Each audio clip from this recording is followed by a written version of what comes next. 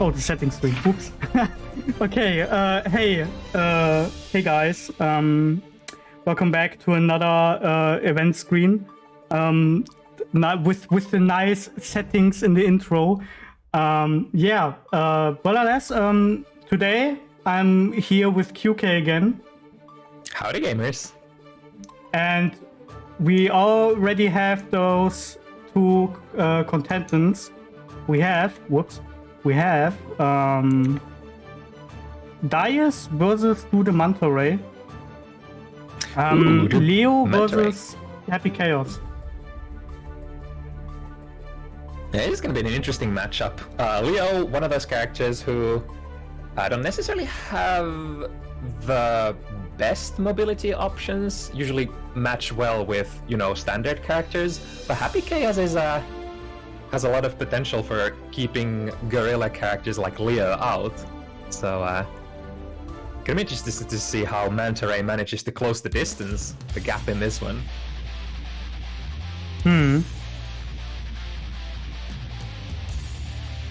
Of course, once you do get in as Leo, as we know, Happy Chaos with very few options for, getting the opponent off of you, and Leo is pretty decent at sticking to the opponent, so if you get to the mauling range, it should be good for Manta Ray. But the whole matchup is basically going to be how'd you get there.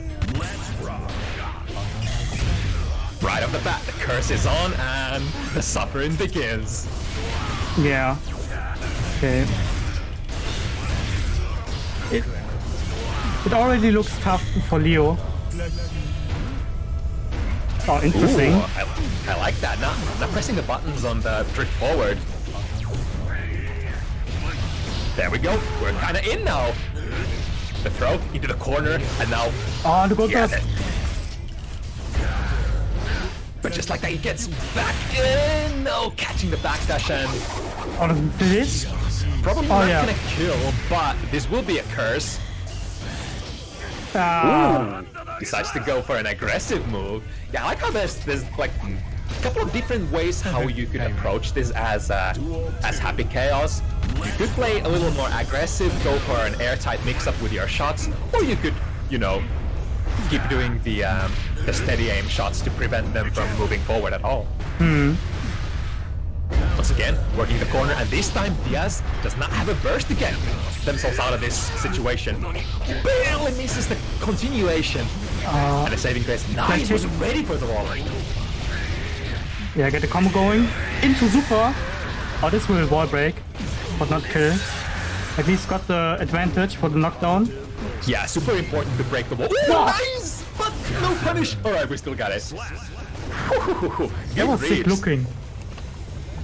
Yeah, honestly, this is one of those matchups where, Leo is a character that has to make a lot of reads overall, but especially in this matchup, you gotta do some sick ones to swing it in your favor, such as good instant air dash, taking burst out of Diaz's account.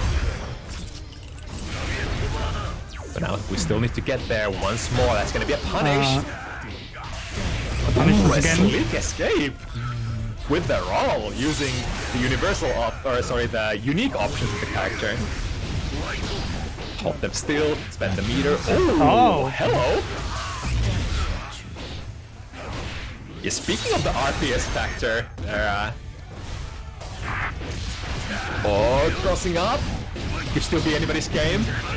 The overhead hits can't react to that in this game. Is there gonna be enough? There we go. Finishes with an overhead. That was close for a first match. Alright, now at least we know that Manta Ray has the capabilities to close the distance. That was pretty decent RPS at neutral, I wanna say.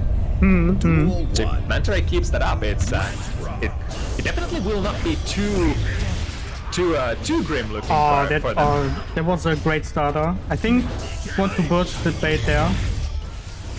Yeah. The trades work in Leo's favor. I think the Sonic Booms hitting multiple times seem to go through the scapegoats, the clones. So I wonder if that tool is pretty good against those. 2 bullets left in the chamber, but Manta Ray finds the hit and should get the kill here. Yes, indeed. Duel 2. Let's rock. Straight into the cross-up. The round start position is very precarious for Happy Chaos matchups. It can be like sort of like a make or break right from the get-go. If the opponent finds a good hit right from the round start, this can happen very easily. Now Dia is in dire straits. Break the wall and only a little bit of health left. Ah, the cross-up. The classic. It's one of the situations where you will not be able to throw the Berserker Slash when it's done as a meaty. And of course it is very plus on block, so very common setup for Leo players after the wall break. Great backdash. Burst out of the equation for Diaz right off the bat. Yeah, it does go through the scapegoat. That's great. But of course, if you strike it like that... I think because it's a multi-hit, it can go through. Yeah, I think so too.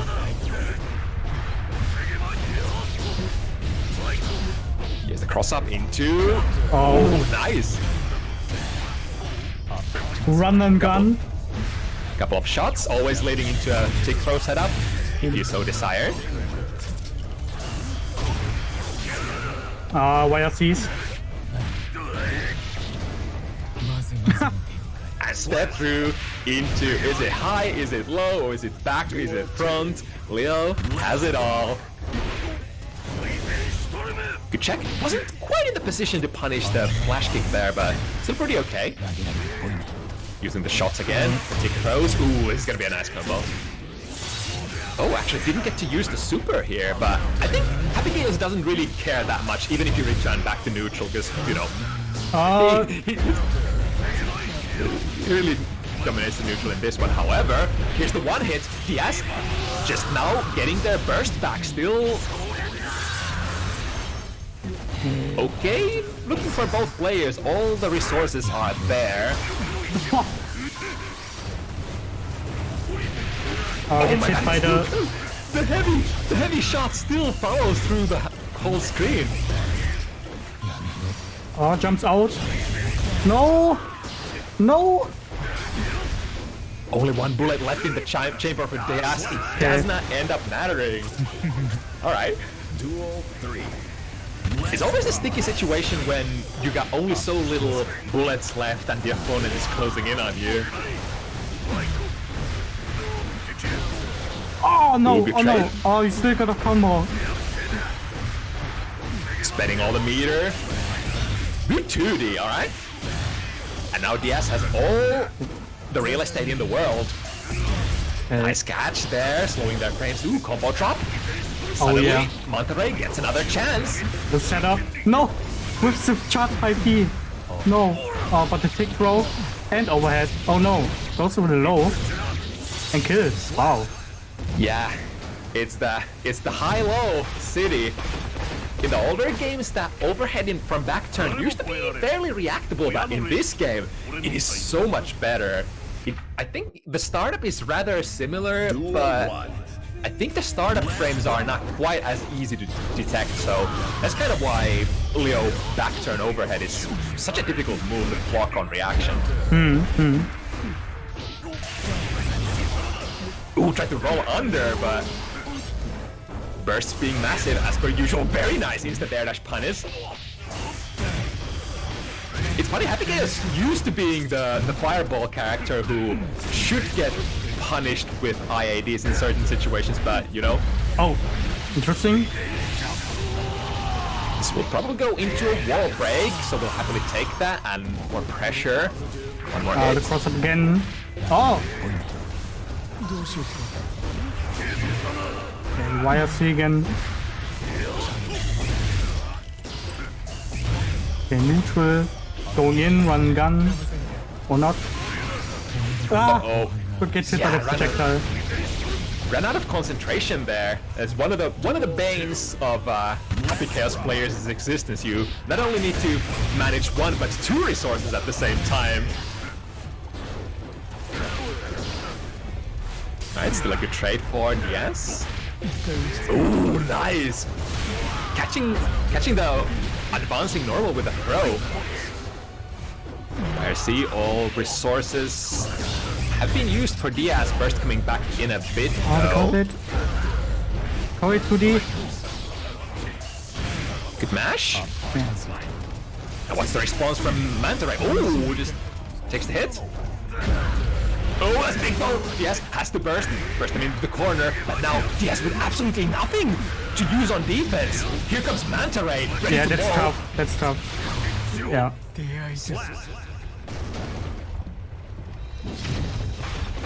Ooh, yeah, catching Happy Chaos on block without any burst, without 50 meter, as like your favorite position to be in. Even if you're not in the corner, it's still pretty good.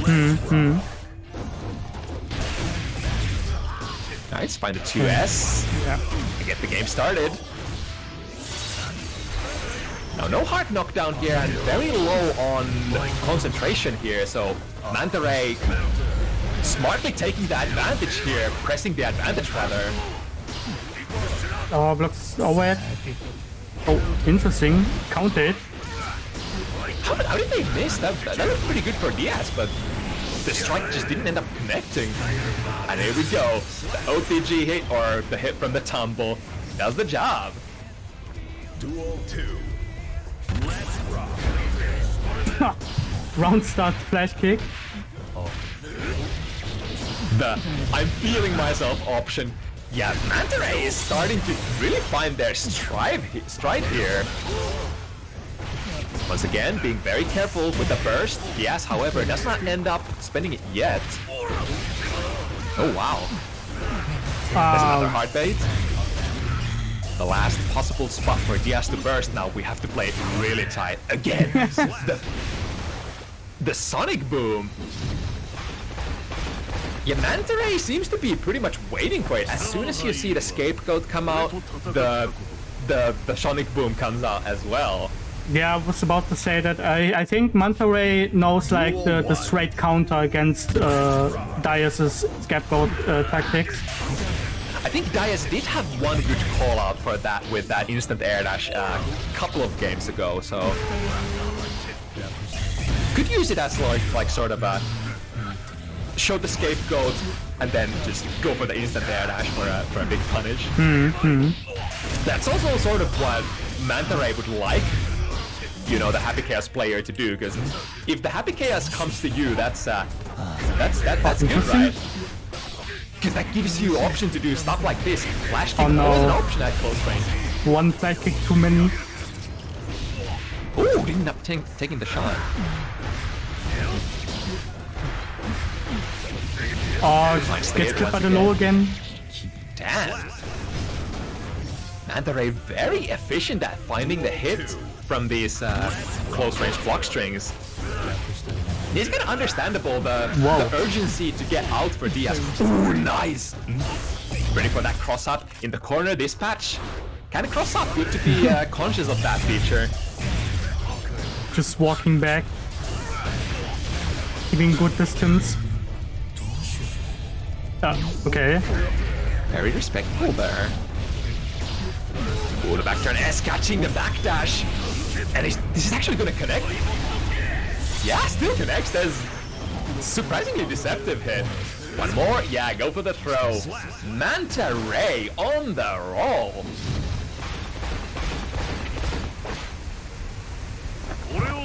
Damn. Yeah, it's like little things. I feel like when Diaz manages to land some of those hits, just not quite able to flow consistently in the pressure sequences. So Manta Ray getting a lot of options to, or rather, a lot of opportunities to RPS. And Leo, a character that would love to RPS whenever you can. Very nice, reach the 2S. Call out to the parry stance. Ooh, unfortunate escape. Although Happy Chaos, pretty okay. Still at the neutral position. Oh, the Sonic Boom once again. with big value for Manta Ray. Get the throw, and the big counter hit. It's not gonna be the death of PS just yet. But now Manta Ray finding themselves in a quick set, or rather, yeah, match point position. Yeah.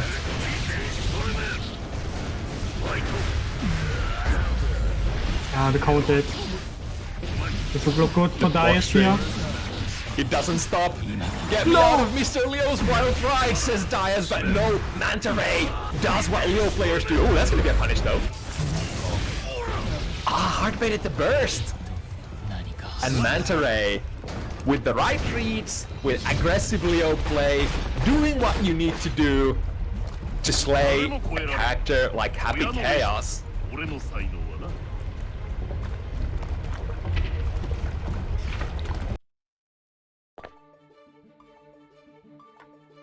Alrighty, I think especially when you're slightly like newer to Happy Chaos or haven't necessarily reached the top level of Happy Chaos players, very aggressive characters like Leo, Sol, and characters like that can be like very much a bane of your existence.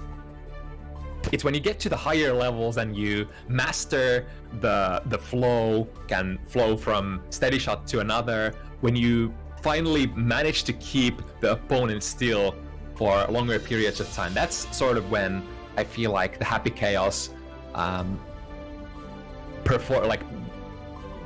Happy Chaos players get more consistent at dealing with these hyper aggressive characters. Alright, next up we have Erza versus Typhoon the Wolf. This is Biken versus Axel.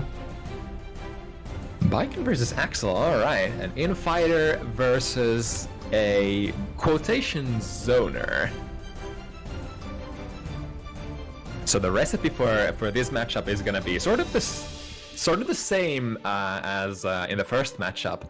Biken, no surprise, wants to go in, wants to mix you up, and Axel would love to play the whole matchup from full screen and not let Biken to getting any opportunities to RPS if possible. Wait, what does the setting say? The prediction, is it wrong? Nah, bro. What the fuck? Is it not resolved yet? No, it says prediction ended. Yeah, I think you get it right.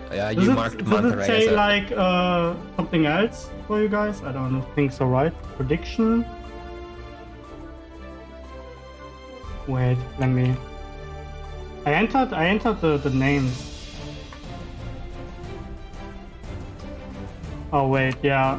Oh, I'm dumb. I changed the title like last, so the names got like overwritten. The tech mix-up. Indeed.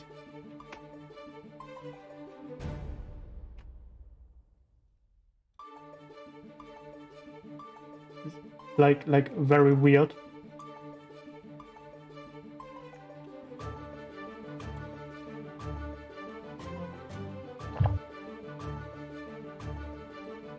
Alright, Axel sort of, yeah, of course forcing Biken into a much more aggressive style. Biken players do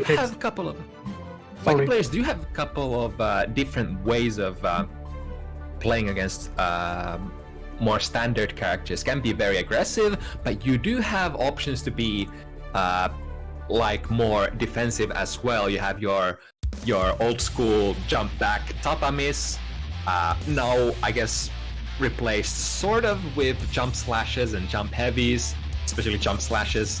Such a good button for Biken in this game. But because Axel reaches so far with their pokes, it sort of forces Biken to, you know, mostly go on offensive. You can't really afford to be defensive in this matchup too much.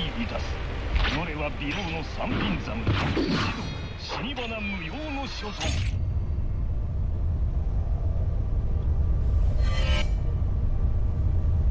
Then on the other hand, for Axel player though, you sort of do have the option to choose like how aggressive you wanna be. Do you ever go in when you score the hit, or do you just maintain the status quo and just keep playing the zoning? A really strong looking anti-air from Typhoon with the 2S. Yeah, the anti-airs especially are gonna be the crux of Axel's gameplay. It's basically the opponent cannot approach you on the ground. That sort of goes without saying. So the whole matchup ends up often being, can I anti-air their approaches? I say that, and Urza finds a really good way in. And just like Leo in the previous matchup, Viken does have pretty good tools for sticking onto the opponent, especially after they apply the Escabari, if they manage to make the opponent respect enough. Yeah, I would like to see if Typhoon has some new stuff for Axel. I think with the recent patch you can do so much more with Axel now, I presume. Yeah, you with the changes to yeah, that move, vacuuming, you have not only better, like, I guess, pressure continuation, but also new combos to perform. And judging by the last round, is exactly the thing where I was asking, is Tayfun ever gonna go in? And looks like they do enjoy an occasional aggressive moment when they get a chance. Just like this. Oh, but here's the downside: if the opponent guesses right, it's gonna hit big. Damn. And Urza finding an opening to take a round here, or rather the game.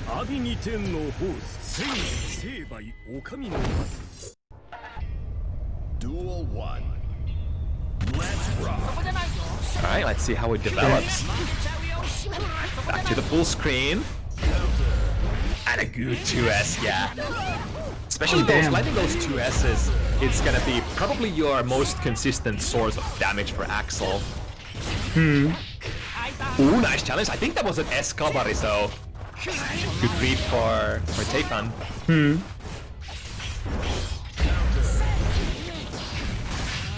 The command grab. No combo with 50 meter. Oh, this is tough. Being zero health against Axel at full screen. Axel, historically a very, one of those characters who are bound to deal some chip damage to you on the way in.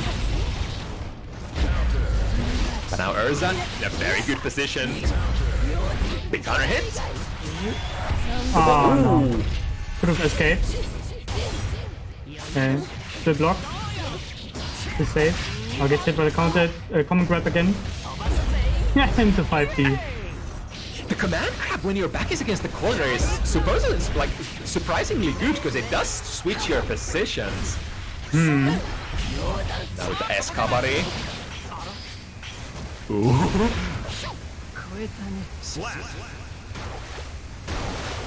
I think Tayfun was probably thinking the Escabari would pull them closer together. That's the thing. If you apply the Escabari initially, it is plus on block. However, if the momentum switches and the opponent gets to pressure you, they also get to use that same string. If they have lab, options that take advantage of that special feature. Then again, a lot of players haven't bothered doing that, which is very understandable. It's just one matchup among many. Alright, trade, but ends up being a pretty okay for Urza. However, doesn't manage to get in with the frame advantage from the gun. Oh. Here's the classic snipe, jump slash. Such a workhorse button for Axel neutral. Ooh, flash. Run up throw. Damn, the 5Ds. Urza managing to save themselves from big damage out of that 5D, and now, oh, Oh, nice overhead. Ooh, switching positions, but luckily getting the hit. Urza base the throw. Oh, doesn't get there in time though. Still anybody's game. Taepan hit a lot of meter. And Urza has to find the decisive win. Oh, I like that! As soon as Taepan saw that the jump was coming against the low follow-up of Rensen, they RC, keep themselves safe, but this reversal super should hit the mark. Bam! Second time for Urza they managed to take the round with a reversal super, and that's, you know, exactly what we were talking about. When you risk it for the biscuit and go in as Axel, one reversal super can, you know, change the momentum, or the parry for that matter. Here's a reversal super from Taepan, works both ways. Another reversal. Damn. Work burst. Time stop. Ooh, cool combos coming. The burst though, unfortunately. But this one kills for sure. Nice. 2-1 for Typhoon. Ooh. Alright. Duel 1. Let's rock. Ooh, tried to reach over the 5B of Axel, but not quite close enough. Ooh, I love carry. that. Viking still has that old feature, even if you're slightly minus on block, the parry option allows you to have basically an RPS, very high-hitting RPS option, no matter the situation. As long as you don't get punished. Duel 2. Let's rock. Ooh, I feel like jump slash would have actually hit there. Jump heavy not quite getting there, so Typhon still somewhat okay, but needs to get real estate soon. Ooh, nice conversion. Big combo. The downside here is breaking the wall without super will kinda let Typhoon play the neutral once again, and Oh. Okay. plus frames, and oh, it's actually Typhoon who goes for the aerial mix-up. See, I think they respect it here. Oh, Yeah, saving themselves with the extra 50. it's a throw? No? Ooh, good response. Realizing that jump heavy hit from way too high, and Urza not canceling into the Yosen-sen there.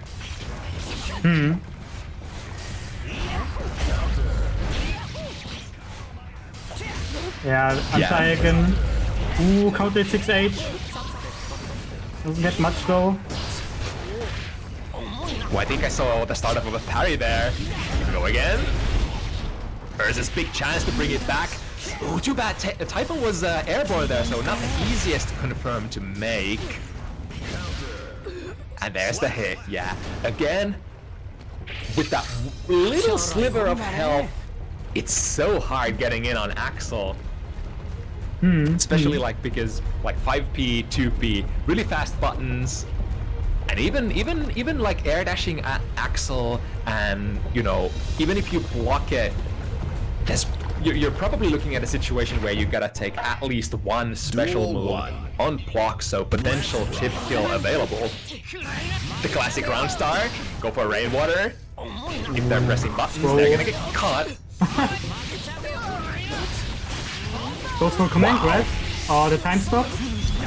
Wow. But, okay. I mean, that's something. Yeah, lots of damage done here, going back to neutral. Holy shit. That was actually sick in some way. Urza going for the high risk play, using burst before the very end of the round, is now not gonna have the burst available for potentially the rest of the game.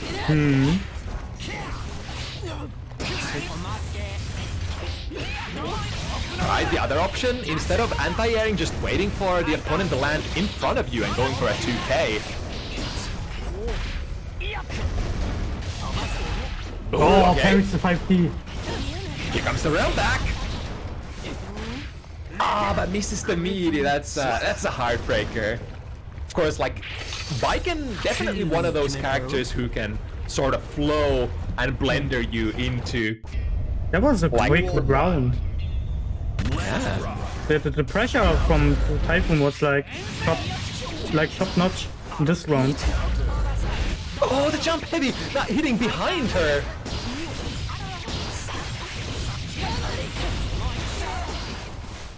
Alright, first two. Oh, hold still. Very plus, especially on the airhead. And looking good for Urza. Baits another throw. Not the most damaging punish, but we maintain our position. And that's the most important thing. As long as you keep in this commanding position, Axel back toward against the corner. Axel without 50 meter, they're not gonna have much to do in those situations. Ooh, I like that. Urza knows the low follow-up of Rensen, very susceptible to air approaches. And suddenly Urza making quick work of Typhoon here on this game. Yeah, nice read. Against 5P. 5P very geared towards catching their aerial approaches. Urza instead going for that low profile too heavy, catching Typhoon and yeah, closing in on those 4 points of Typhoon here. Now this is going to be very crucial for Urza. If they manage to take this game, it's again very even. Ooh, the rainwater. Such a dangerous button. And plus, very possible walk as well. Ooh, hello. Ah, this seems to be catching Urza on the jump startup, sort of. Doesn't let Urza out of the corner.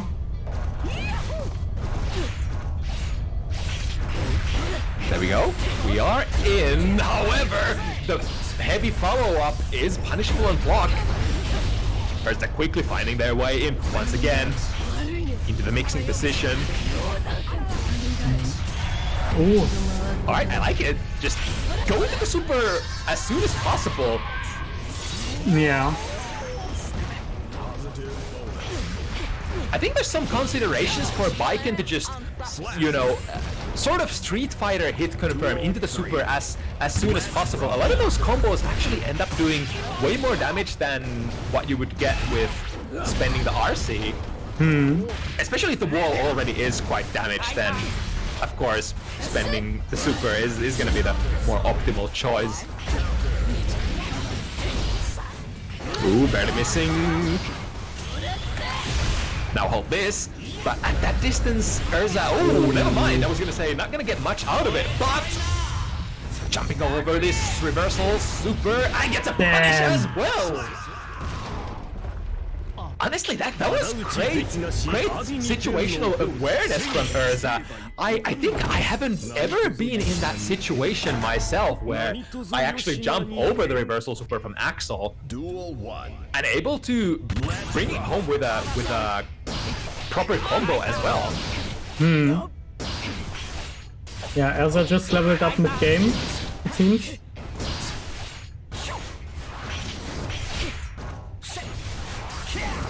Okay, the gold burst again. We go with the time stop again. Or not. Gonna still be careful. Oh, it was pressing something. Oh no.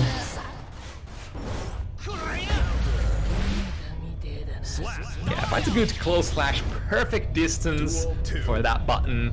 The round set distance.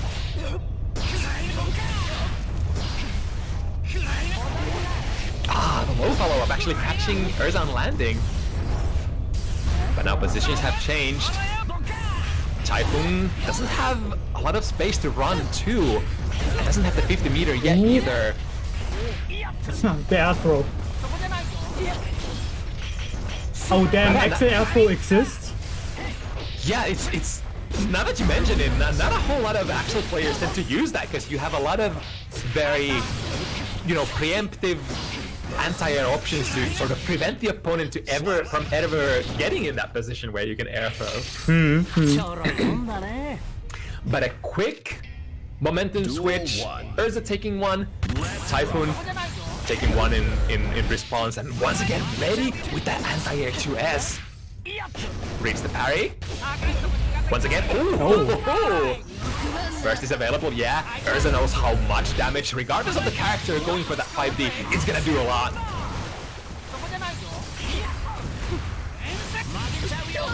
But the Rensen up follow-up. Primed and ready for catching your double jump attempts. Huh. The 6Ks. Duel 2. Yeah, they, as an Axel player, you know they do be jumping eventually, so why not just fill that big screen space with moves like 6K. Again, the 5D just ends up working like a charm, and here comes, ooh, doesn't quite get the full conversion. So Urza still somewhat alive until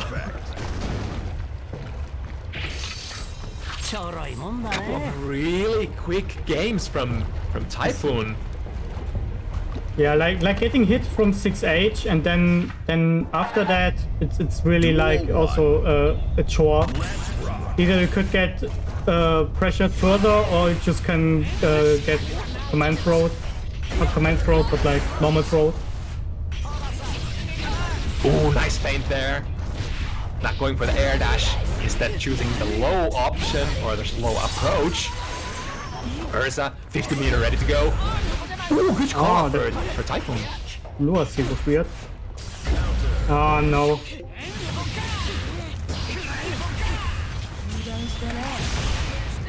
Ooh. Ah, it reaches. Damn, yeah, the blast radius.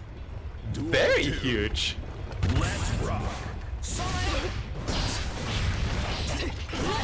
Nice out from Urza. Oh, again, the 6 heavy catching on the airborne. Uh-oh.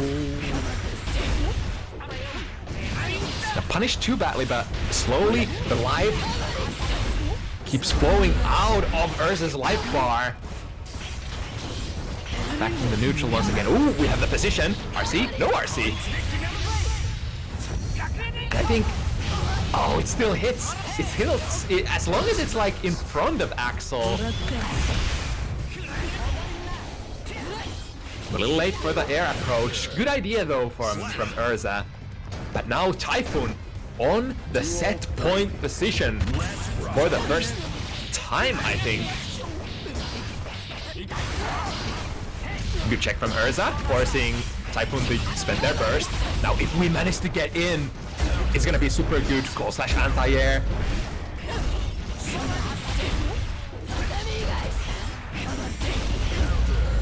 Ooh, somehow managed to come out of that unscathed. Let's see, did Typhoon hit the button? Oh, we're still in recovery. Big damage and okay situation for Urza. This is big, 50 meter on Typhoon. Oh, they were probably waiting for the super. Very respectful there. Oh, clean. Look at that instant block against the 6 heavy. We'll leave Axel in throw range. I forgot how minus 6 heavy is on block, but I think you should be able to get buttons in as well, especially with instant block.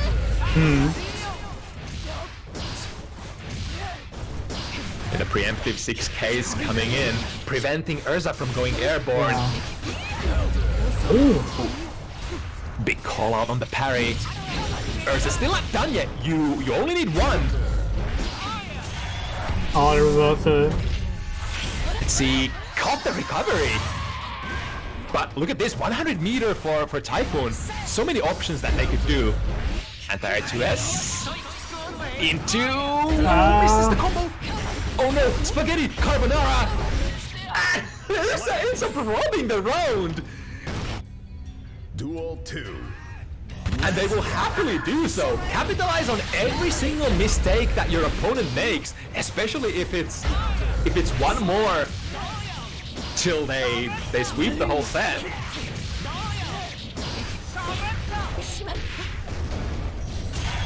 Oh, again, that's gonna catch the recovery there.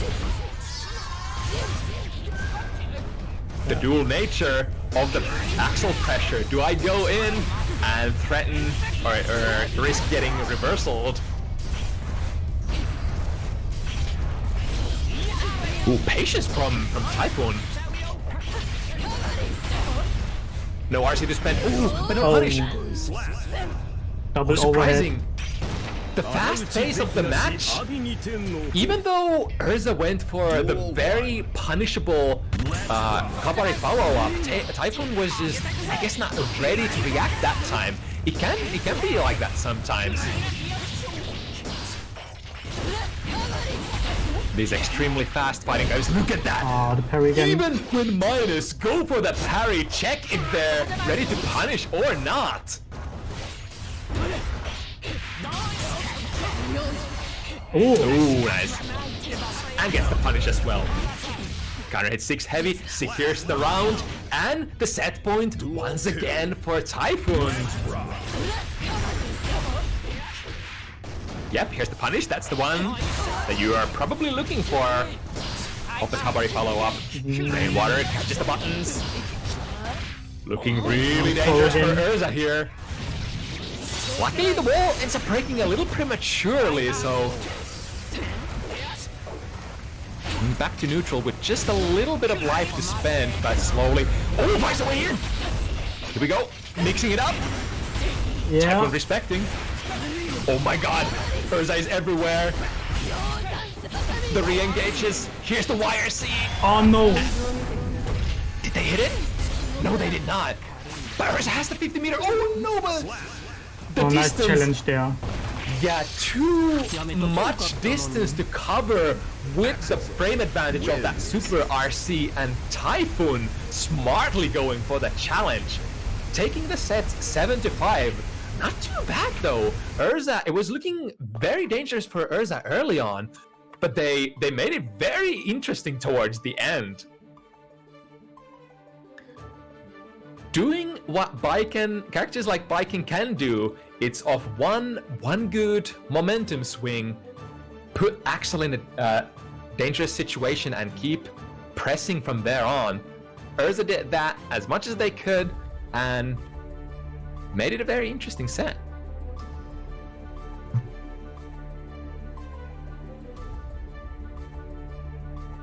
Alright, let's see. Next up on the schedule looks to be Masao Kai versus Mr. Mantis Sin. We have Masao versus Mr. Mantis. Mr. Mantis is also like a nice, well-known German player. Also played Exart back in the days. I think he also played Sin on Exart. The character love persisting between the games. And Masao is also like a player who joined, well, it's not recently anymore, but also a strong Kai player from Germany. He was on Mix Up last year. So definitely someone who has taken some interest on the competitive side. Right, a very traditional matchup. Sin, often, especially in the older games, considered like a variation of his father Kai. A lot of players tend to sort of describe Sin as somewhere like a hybrid between Kai and Sol, and I think especially in Strive, Sin tends to lean a little more towards Sol, whereas in Exert he tended to lean a little bit more towards Kai, which is interesting. So much more sort of striker ish, I suppose, in this game. Although it is still the sort of the virgin patch for our boy Sin, and a lot of players have predicted that there is gonna be a lot of changes coming next content patch to Sin, especially like a lot of I think a lot of quality of life changes that Sin really needs to, start feeling good in the same way as many other characters are in Strive at the moment. But so that's not really unique to Sin so far. I think most DLC characters have kind of been like that they first get released as like their kit's not quite fleshed out, but then come the first or the second content patch, they get added new stuff, their frame data, their boxes get a little more finalized, and they start playing Strive just like everybody else in the cast. But it's that sort of awkward period where you sort of have to make a choice as if you're interested in playing Sin right now. Do you still commit to playing Sin during this period, sort of bank on the future patches, so to speak, or do you go back to another character that might be more competitive viable, I guess? Although that is not to say that you couldn't win tournaments with Sin. Sin is a very interesting case of an initial release character, because he's very simple to play, very straightforward, and has a lot of power up front, so to speak, or very front-loaded power. So you can get a lot of mileage out of your Sin, even on like day one, because his tools are honestly pretty simple to use and pretty powerful in that sense. But I feel like as Sin is now, the further you advance into the lifespan of the game, people are start being able to, figure out the counterplay to Sin, and it's probably no surprise or no secret that they're like, if you know how to play against Sin, certain tools just don't quite work as well as you think the developers intended for them to. You got a lot of blind spots, such as like 2S being very minus even on block, but also, it's hard to stay safe against somebody who's just mashing reversals. Beak Driver is kind of the same way. Then there's Gazelle Step, which doesn't really have like good alternatives to mix it up with. So, for example, from Beak Driver block situations, Gazelle stepping in is always gonna be a punish because the Beak Driver follow-up is just way too fast to react to.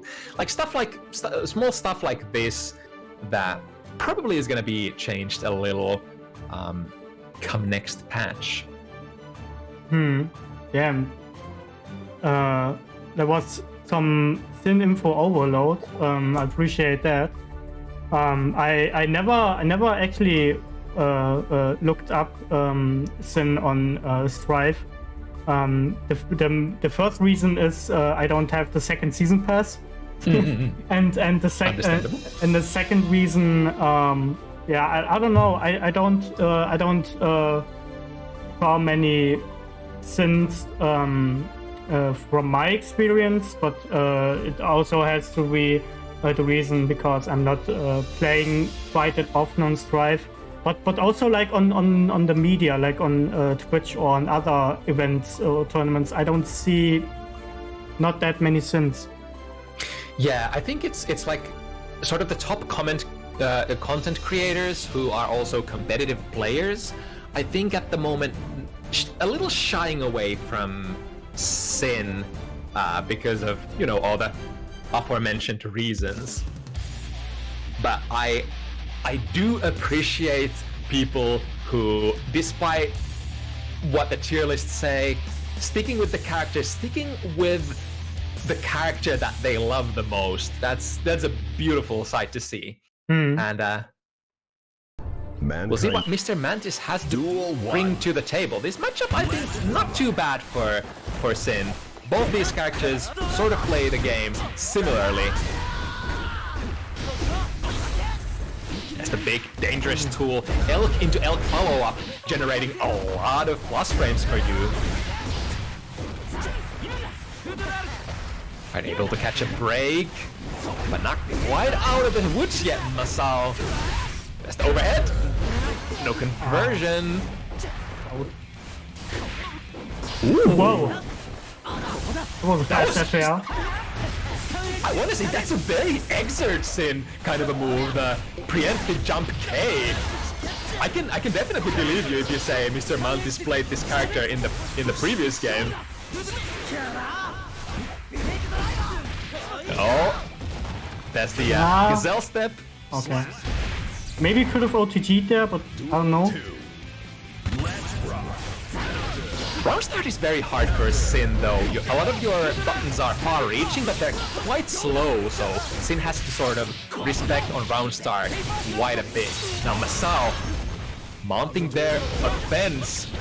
Oh, nice read against Elk. Neutral jumps are a pretty okay way of dealing with that move. Duel 3. If you're scared of just, you know, putting hitboxes out there on the ground. On this game, Elk is much slower than in the previous one, so much more easier to catch with buttons.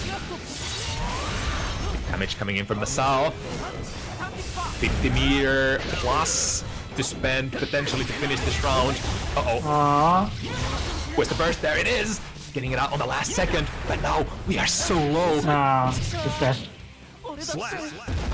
And Kai, just like, you know, Axel, sort of belonging to the category of characters that can kind of chip you out pretty efficiently with certain tools.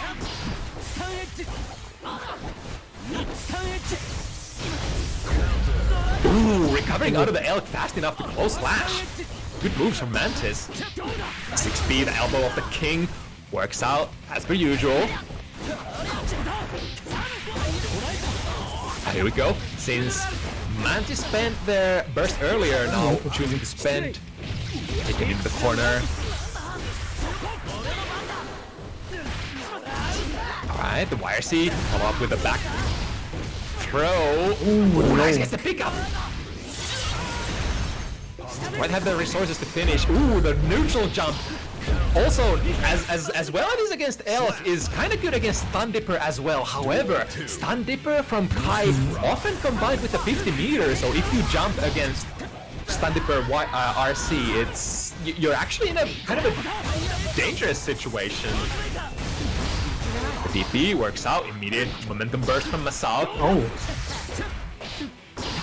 Keeping the hungry boy in the corner, but for how long? Here we go, has the meter to make the conversion. But now very out of stamina, so very limited amount of things that you can do. But even without zero stamina, as long as you get to the close slash range, you can of course generate plus frames from close slash, can even Gatling into 6K for a lot of frame advantage, or you could just cancel your close slash into 5D if they're not ready to stand up.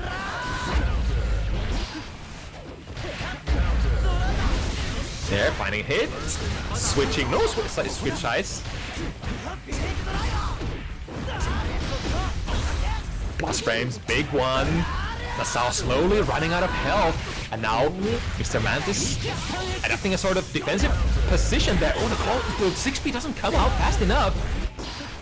Brave options, dashing, DP, YRC. Mr. Mantis still has gas in the tank. Evening it out 1-1. Yeah, nice to see some blow up from Mantis here. In the earlier matches, it wasn't, it didn't look that great for Mantis, but it seems like he's gotten better now with Sin. Yeah, it makes sense as well. It's like with a new character, the further you sort of advance into the game, the faster or like the better the players will become with the tech. But now setting up plus frame situation in the corner. YRC not quite getting Mantis out of the corner. South burst, keep them cornered. Ooh, nice snipe from the sky. That's ooh, okay. Maybe the burst. All right. Not a bad sequence there for Masao. Big creep, instant air dashing over big driver. Ooh, that's gonna be big. will have 50 meter. Not quite. That was so close to getting a tyrant right there. Jump heavy. Sin is so good in the air if it's air to air. It's like interesting contrast. Sin's jumpings are really bad if you have to hit grounded, but his air to air buttons are really nice. Fortunately, didn't hit the lightning. Oh, the clash. Okay. Whew. Duel 3. Yeah, I think against the flip kick from Kai, 6Ps tend to lose or trade quite often, but the trade was all that Mr. Mantis needed at that time. Right, bit hit. Straight into the corner, finds the close slash. And cashes out big time. Mr. Mantis does have the... Oh my goodness, did he get that air throw? He works out into the pressure, straight into the overhead, but now Mr. Mantis out of stamina, so has to chill for a while. But Stun Dipper, the good old reliable, especially when you have 50 meter or more to back it up. Closing out the deal for Masao. Yeah, there we see the jump heavy. Look how far away it actually hits. And the cool thing is, on counter you get really big conversions as well. So that's definitely one of the strong points of Sin. But this time, jump heavy from Masao gets there in time, forcing Mantis to burst.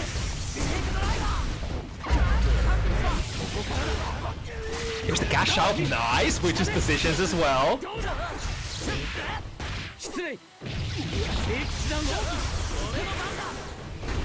It's the YRC. Ooh, finds the hit. This could be a good burst, probably from Masao. Chooses to hold on to it. This could potentially kill. Wall break. Ooh, so close. That was really such a brave move for Masao to hold the burst there. But it ends up working out! Oh my goodness! Being able to take that burst into the next round, big value, big place for Masao. Oh my goodness, the 6 heavy actually managed to hit Elkhan on the startup. 40% damage, has the meter as well. Oh, that's big damage, that's big damage. Just now building the burst back, but it might be too little too late, yeah. It's such a hard thing to spend that burst at that point when you only have one more health left. Duel 1. Alright, Masao building a little bit of steam here. 6 speed to start it off. Ooh, probably meant to go for a close slash, but it turned into far slash and got thrown.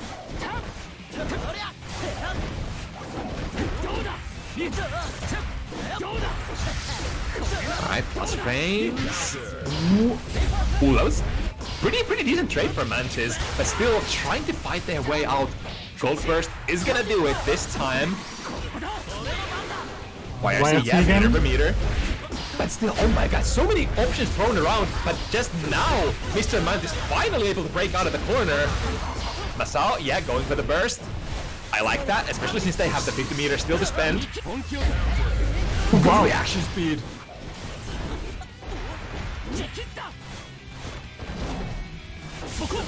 What's it gonna be?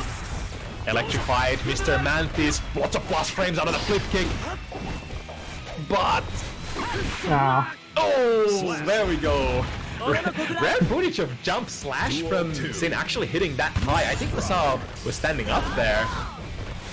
But that's one of the banes of Sin's existence, trying to hit crouching characters. Oh, wait a second. There's a big 6k counter hit. And managed to cash it out as well. Good check. Into RC. He's gonna go straight into the corner and potentially break if they want to. I like that, not choosing to not break the wall. However, the classic strike back turn instant. Oh my god, the 2P. What a strong jab. Nah. Yeah, that's sort of what I said earlier. Against the flip kick, you often don't want 6B, but instead like 5B or 2B, which are the faster options. Ooh, sneaky escape from the corner, using the L cut as a sort of makeshift command dash. Mr. Mantis evening it up, looking like a pretty even set so far. Duel 1. Let's rock. Yeah, I'm happy for Mr. Mantis here. Already said, I'm just happy to see a little bit more of his sin. Just stays in the character and tries to be better with it instead of just switching to another character. Yeah, for sure, and a lot of spectators just love to see games from the new character. Yeah, this round looks already strong again. Ooh, good check from Masao. Recognizing that the Gazelle step is not gonna be real most of the time. The overhead into 4 again. YFC. Same sequence here. Oh, yeah, clean. And another one. Kai's best grappler. It's interesting that Mr. Mantis choosing to play the defensive positions much more safe than you might be used to seeing like Sin players doing. Instead of just mashing the reversal DP, they often tend to just wait it out, be patient, and maybe instead of the DP just going for a YRC instead. And then occasionally bringing out the DP when the opponent is not expecting it. However, looks like Masao was expecting quite a lot of the moves from Mr. Mantis this round. Duel 1. 4-2 for Masao. Very high air dash out of the reach of Sin's 6P. Again, the makeshift command dash is working out as an escape tool.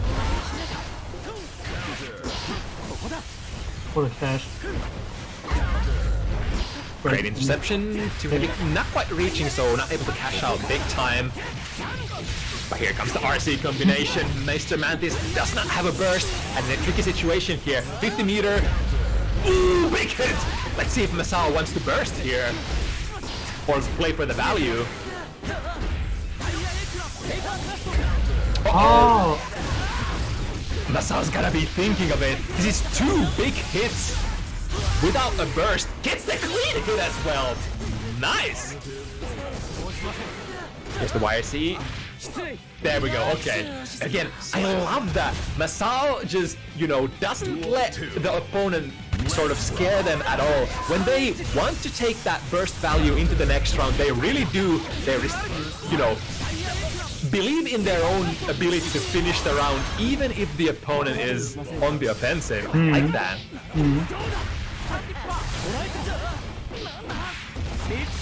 Alright, catching them low. There's the burst, last ditch effort from Mantis. But wait a second, this could be the makings of a comeback. Into the corner, yeah, drop them without breaking the wall. Ooh, that's gonna be enough for a 6P. Good recognition from Masao there. Honestly, that could have gone either way. Some players, after seeing that freeze frame, that jump heavy going active from Sin, might be too intimidated to go for an anti-air. But Masao, again, very confident in their play. Knows when they can hit the buttons, knows when they can't.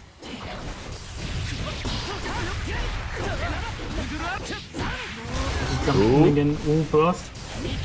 Another jump in. Oh, interesting. It's the flip kick without the electricity is gonna be slightly minus for Kai, but Mr. Mantis respecting, now breaking the wall, getting the bonus. Oh, okay. Got tagged. Is this gonna be a kill? Masao has 50 meter. It's gonna be close. RTL or RC conversions, of course, available. Ah, no. Watch the I just played it safe, jumping over the DP from Sin that is fairly forward advancing, so jumping over like that can actually work pretty well. Wouldn't work against Kai's DP, I feel, because Kai's DP is much more, upwards oriented, so it tends to get behind you as well. Mr. Mantis just now getting the burst back. Let's see what we can do with it. Aggressively going in. Oh, that's another downside of Sin's jump-ins. Kinda hard-ish to make them very plus on block, so landing straight into the embrace of Masao. Let's rock. While Standipper finds big hits, yeah. Can't blame Mr. Mantis for bursting there. That was gonna be the corner and a lot of damage as well. Electricity is on. It's gonna be cross frame city. Oh no, that's a big one. Has 50 as well. Okay, I like it, dropping it, so next hit is gonna be a kill. Except that Mantis manages to flip the positions here. But slowly running out of life. This surely is a kill. Indeed, Masao now in set point position. Very early even start, but then Masao finding their stride and now threatening with a potential 7-2. Nice CP. Good check. Recognizing that was going to be a throw attempt. Standipper working for Kai once again. Another good challenge. And this is actually not gonna kill. Might have been fairly close with a with a clean hit. The clean hit frame perfect. And I can understand Sin players not risking it to, you know, potentially dropping the combo for an OTG. Right, the DP works, but no punish from Mr. Mantis. However, pushing Masao towards the corner. Both players do have the saving grace, the burst available still. There's the bait once again, I think geared towards baiting the DP. Mr. Mantis managing to get the burst out. Oh, the low profile, almost baiting the burst. That's sort of Ino stroke the big tree style.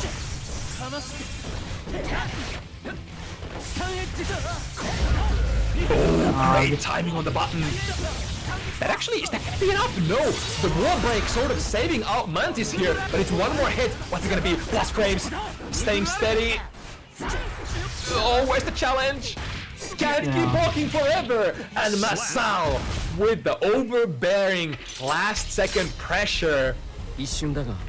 Keeping Mr. Mantis still and takes the set 7-2.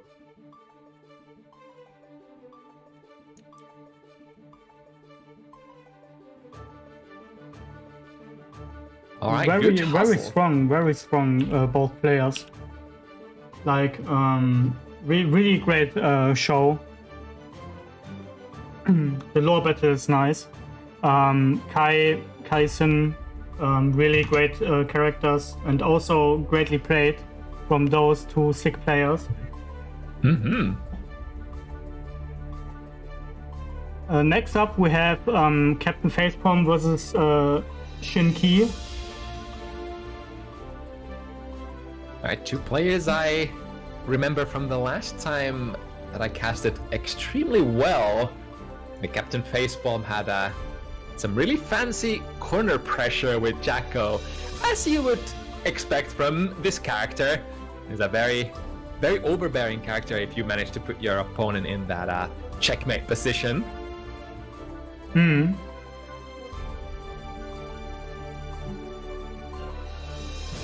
And Shinki, I think they rock more than one character, if I'm not mistaken. Yes. I'm just gonna assume they will take the first one, because I think you will only write your main first as a first one, and place Kai and Zato. I think last time they played Zato. I think now they will play Kai again. We will see. So refresh my memory on the rules here. So once you pick your main for the first set, and if you lose once, then you get to go on a different character if you wish, right? Yes. Okay. So initially, probably Kai and then potentially Zato Kai and Zato, I actually haven't... I don't think I've seen Zato being played against Jacko very often. So it'll be interesting to see if Shinki feels threatened enough at any point that they would like to go for the character switch.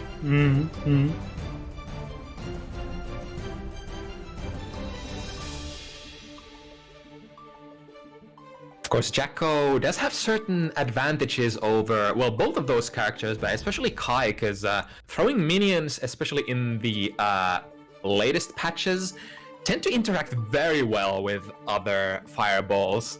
In other words, just, you know, just straight off deleting a lot of the, you know, other fireballs on contact.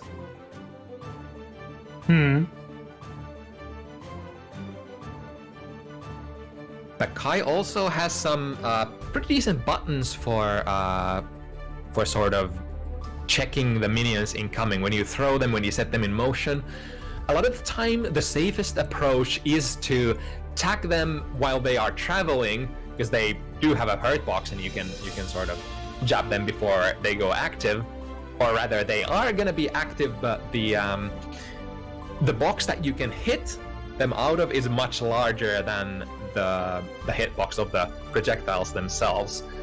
And it's definitely in your best interest to try to jab those incoming minions out of the round, out of the stage, so that Jacko doesn't get to snowball into many minions, because that's when it starts getting really tricky for you. Duel 1. Oh, they actually go into it with Zato instead. So if I'm not mistaken, the Jacko minions are gonna interact with the Shadow Puppet fairly advantageously, but we're gonna have to see. I haven't seen this matchup too much.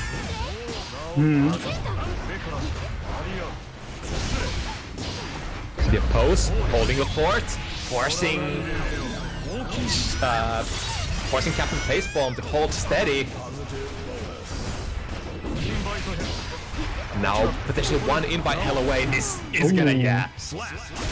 Speaking of all these characters that are good at dealing chip damage, Zato also, during his pressure, can play a lot of special moves. So unless you hold that FD, pretty good prospect for chip kills. Yeah, playing it safe, summoning into oppose so that the opponent can't strike you.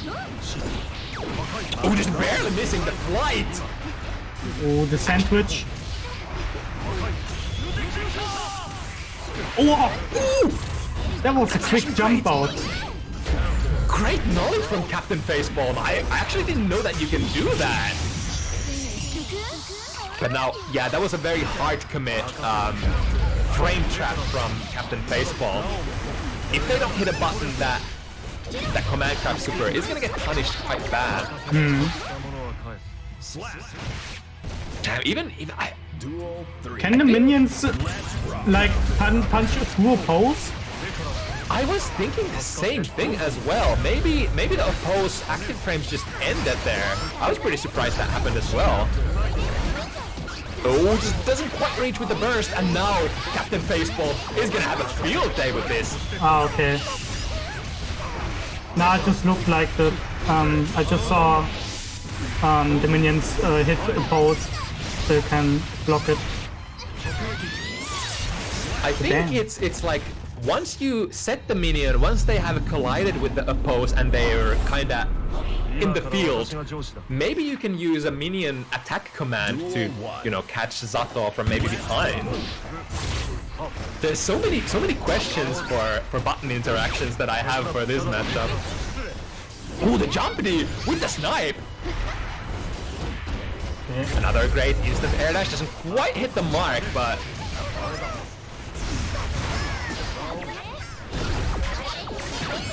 Now every time that little Eddie gauge expires, that's when Zato players sort of have to hold back for a moment, but as long as it's like this, you get to enjoy your single player pressure game uncontested. kind of similar for both of these characters. Once they get you in the corner position and set up your shop, it's sort of a single-player city. Oh, It actually ends up sniping. I think Shinki would have been pretty okay even on block with that one, because the executor does return your heady gauge and allows you to summon right after. Nice. Oh, the classic! Did you just instant air dash into my oppose? One of the hardest hitting punish combos in the game. Nice. 6 heavy actually catches the flight's trajectory. Quite able to finish here. Another really good air dash. no. Shinki wants to finish it right here. There we go.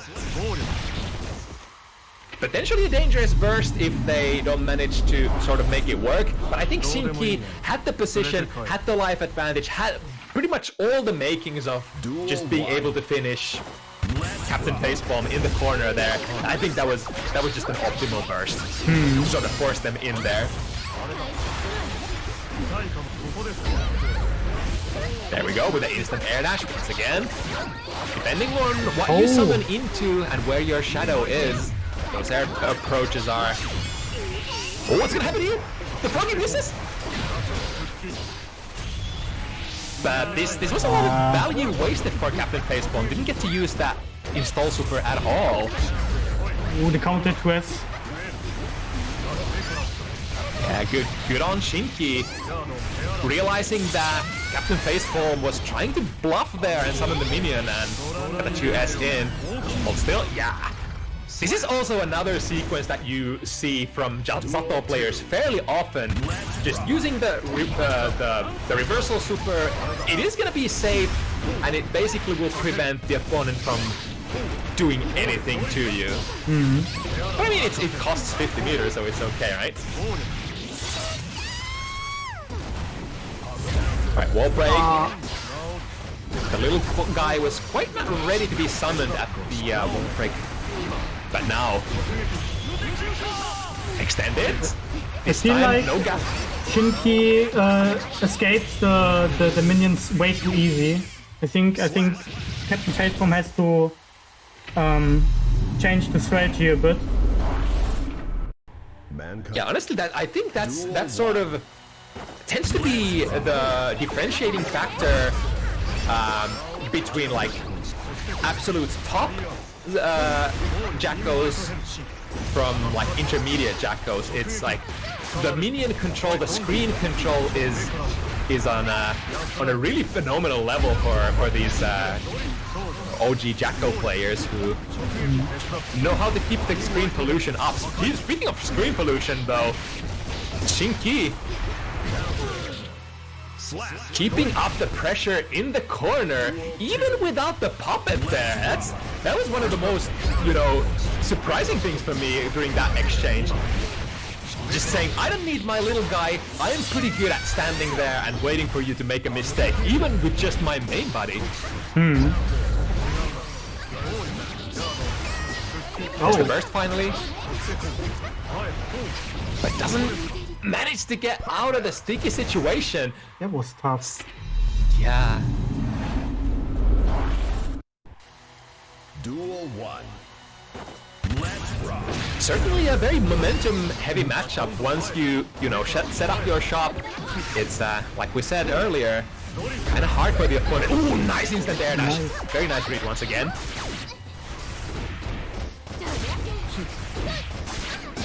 The jabs. Those sneaky jabs. It's Facepalm out every time. Out of range of the 5D. I like that FD from Captain Facepalm. Was able to push Shinki out of the 5D range. Very delayed. 2S kind of ends up working out, but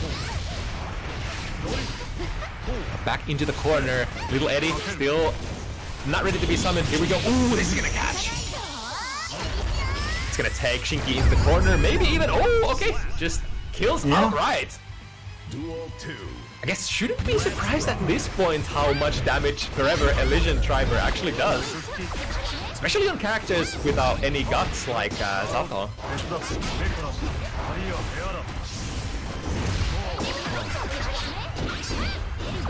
And minions primed and ready. Oh, but Shinki finds the hole. The gap. Break the wall with Executor. Now we're gonna have little guy ready to be summoned. And there's nothing really... Ooh, okay. Sort of gets out momentarily, but the little Eddie still behind Captain Facepalm and builds up enough meter to finish. Duel 3. Let's rock.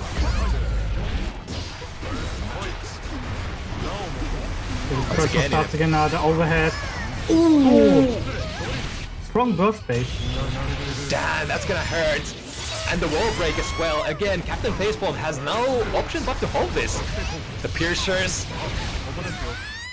Catch the backdash. Yeah, it's like, if you try to jump, if you try to backdash, if you try to press buttons, I think even if you try to reversal there, there's just nothing really if the Zato player wants to play that wall break, hard knockdown situation very safely. Ooh, the Froggy, anti-airing, Captain Facepalm out of the sky. Oh, that's so cute! The bouncing minion actually ends up being the anti-airing party there. Little Eddie is gone. Good 6B. Now Captain Facepalm's chance to make this count. The minion big. Ah, no. Looking good. Oh, is that gonna snipe? Oh, Captain Facepalm still. Uh-oh, this corner, gonna be lots of damage. Into the command crab. Oh, interesting. Shinki initially chose to play that situation as sort of, not really a safe jump, but very safe position against any sort of reversal options from Captain Facepalm. Now back into the corner. Ooh, nice escape. Gets only hit so much on the way out. This is pretty decent. Until Shinki got there and was able to spend enough time to get the little Eddie gauge back once again. Again, it's a very delicate dance between having the minion gauge ready and not. Ooh, here we go. I think this is like the first time, I was about to say, the first time that Captain Facepalm really managed to lock down Shinki in the corner. Oh, I think this is a respect, right? Yeah. No. Jump out. Bursts out instantly. Just flies out of the corner. Ooh, the overhead hits and with big damage. As per usual, Zato, surprisingly explosive character for you know, puppet character. Duel 1. Let's rock. Just, you know, every stat point for this character is in offensive power, as we tend to say. They stand the instant air dash, not quite reaching straight into the... Oh, okay. Go burst.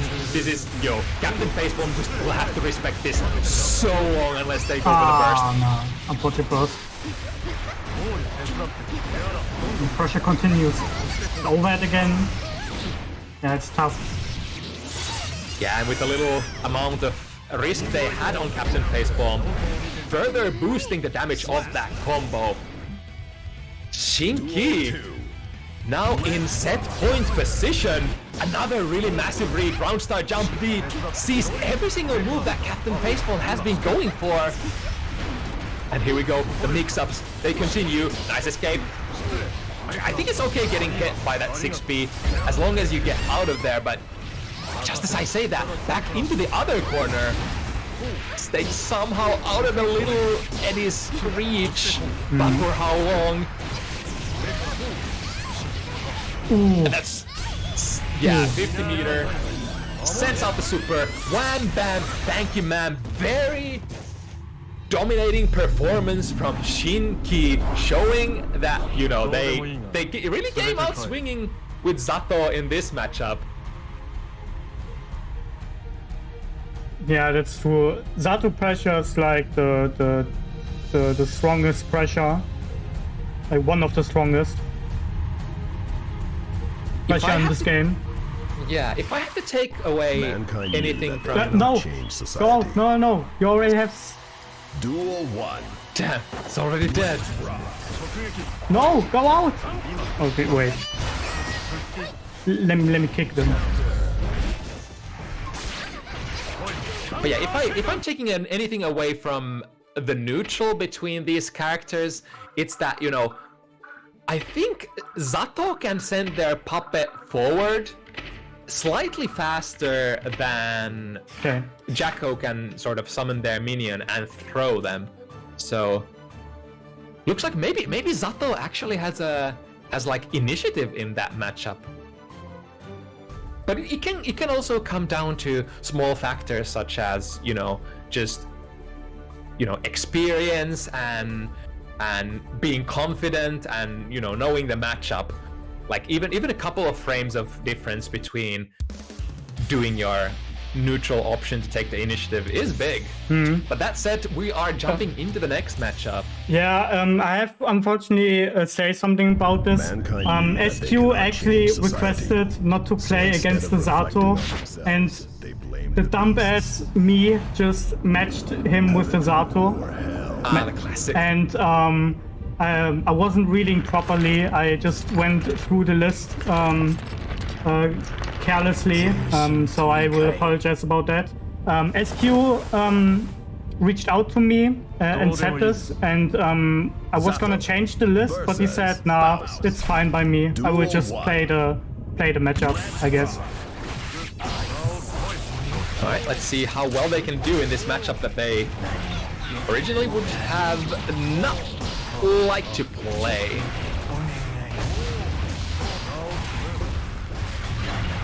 I think throwing the right items can pose big problems for Zato. For, you know, the items can actually deal with the little guy, and if your little guy gets sniped, then that's gonna be a couple of seconds where you know, lose most of your character potential.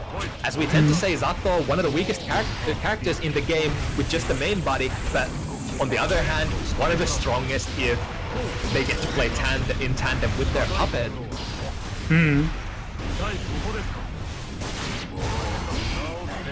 Alright, burst as an attempt to get out of the corner. Ooh, that was a good 2k anti-air. The bouncing hammer will be there as an insurance, as well as the little guy. Misses the mark though. Ooh, clean conversion. They doesn't have the burst here. This could be the kill, yes, barely enough.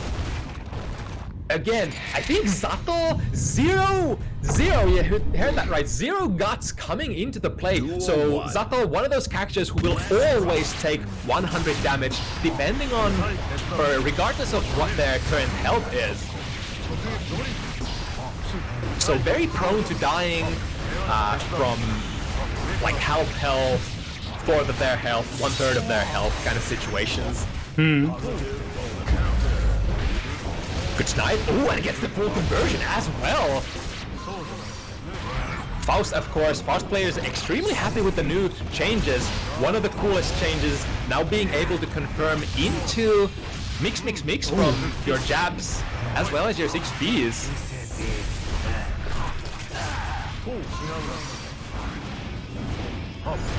Ooh, the 6B barely misses, even though Faust has a pretty far-reaching one.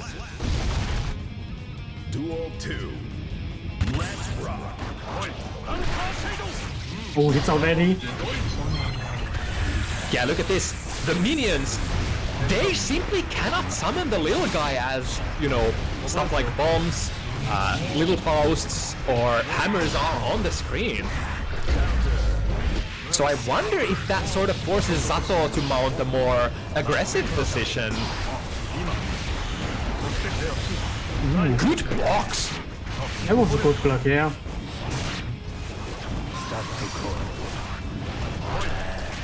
Oh, dangerous. Striking into the pose.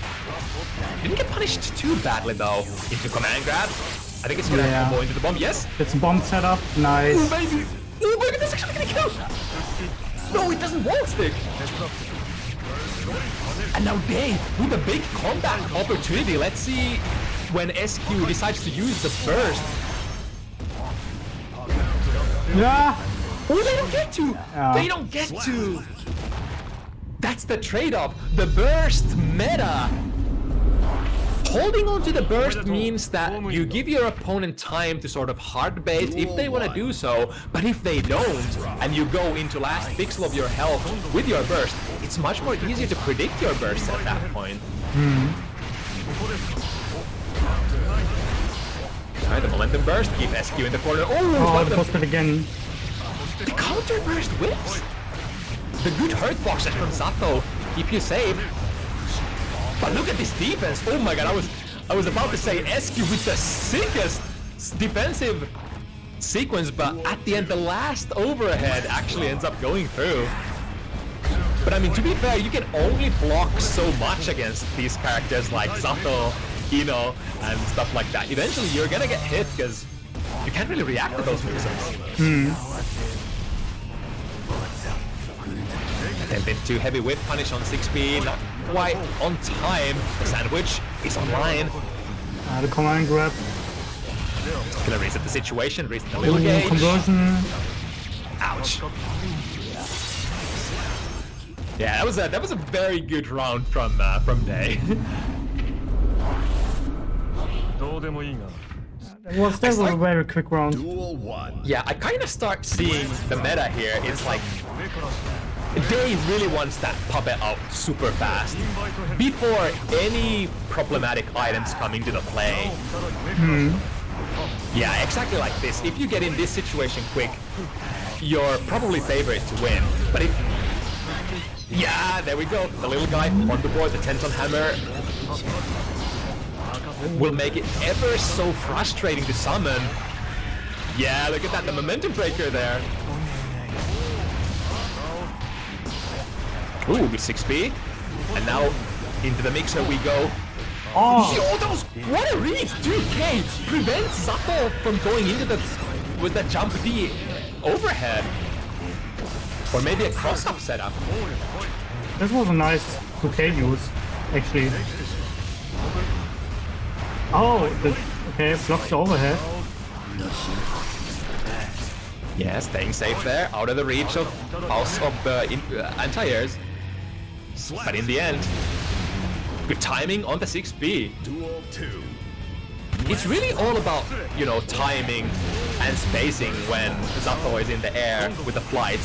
If you hit your anti-air, grounded anti-air too fast, it gives Zato an opportunity to, you know, swoop down on you and punish your whiffs. Spending the 50 meter, trying to waste time so that the eddy gauge comes back. Good 6B once again, switching sides as well, good presence of mind, SQ. With a big life lead, snipes the little guy. And the 6B connects once again. This time, previously Day was able to float far away from that big Faust 6B range, but this time, coming a little too close to the sun. And the big hand swaps them out of there. Duel 1. Let's rock. Ooh, I think the previous patch, the changes that Zato got for their, was it jump D, actually allowed like very new kinds of mix-ups that probably many of us haven't even seen yet. Oh, nice jump out. Nice. Oh, okay. Cancels out the super. Yeah, there we go. The flight positioned perfectly, making the anti-air from SQ whip and into the overhead. Duel 2. Let's rock.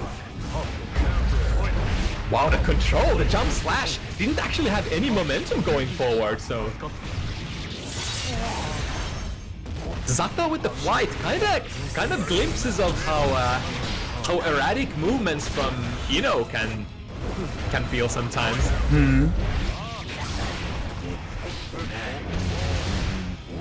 Crack the horn will not end up playing the part. We're jumping into the next screen.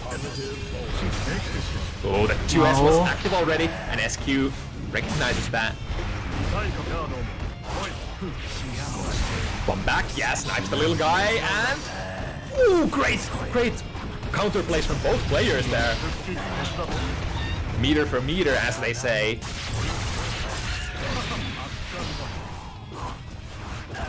Afro is available, so Days hurt box while standing greatly extended. What was that normal? Duel 3. I think was that like 2P or 2K between the piercer hits? I think 2P. 2P is like the fastest normal for Faust, and Yeah, I think so too. quite long range. I think Sato also has some new tools or much better tools than in the past for sort of protecting their summons.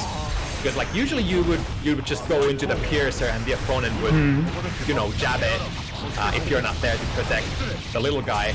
But now you have much more room for options. But I will not be able to tell you the Nice YLC. close details. Ooh, big conversion. Is that gonna stick? No. And the YRC.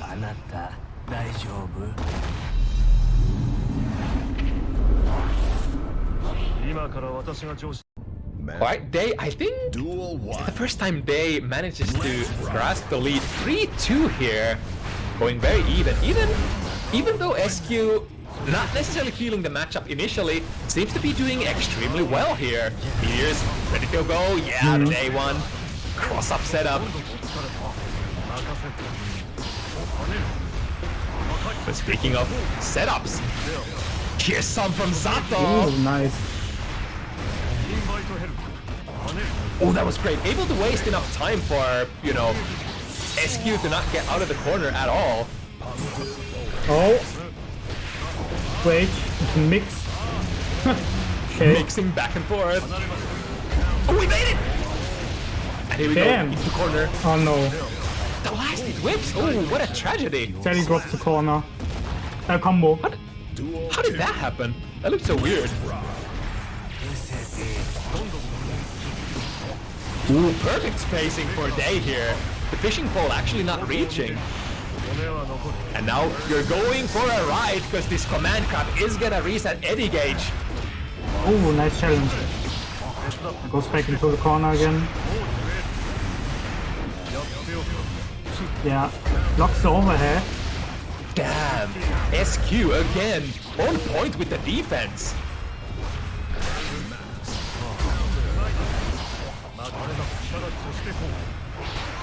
The fishing pole connects with oppose. Oh, nice. Oh, doesn't quite get to push the momentum. The little guy is there to break it. Yeah, as long as you block something, even a block, strikes are going to destroy your summon as Sato. Oh my god, that was such a fast instant overhead. But now, bombs. You're not gonna summon through this, or are you? Oh, is that What? a double KO? Oh my goodness, but that's gonna favor Day, because, SQ, because they were down a round, and you can never win a match with a double KO in Guilty Gear. Yeah. I also saw like quite a controversy about the system, whether it's good or bad for certain players in their situation. I think it's just, you know, as long as you understand how it works, it just works the same for everybody.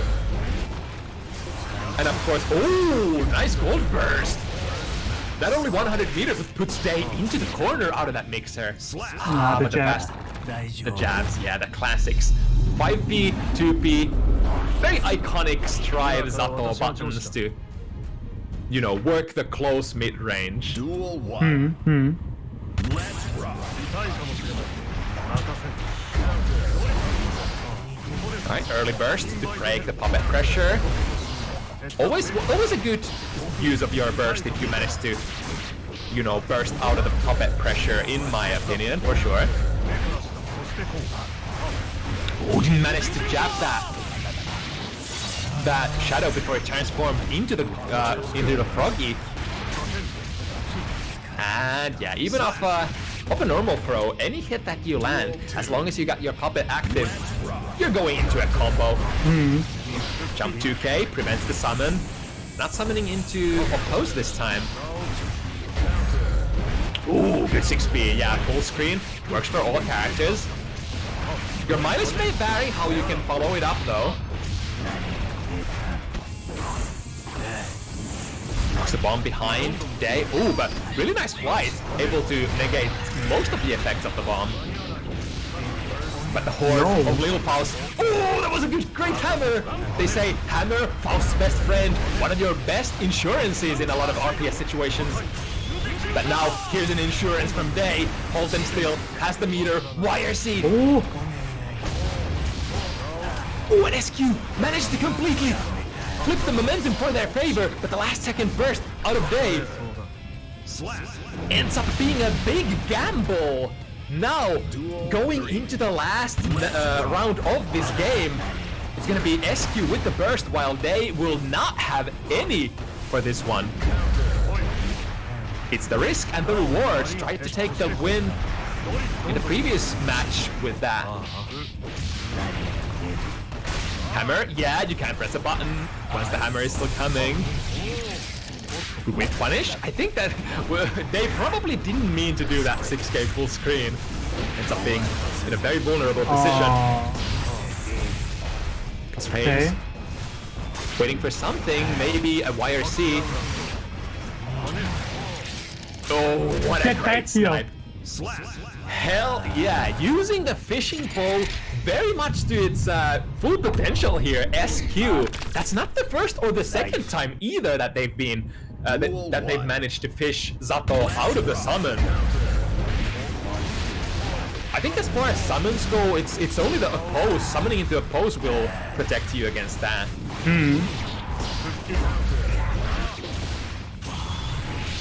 Boom. Alright, Zato damage. Rare footage of. And this is gonna hurt pretty hard on Zato Zero Guts. Look at that. Clean 40% of your life.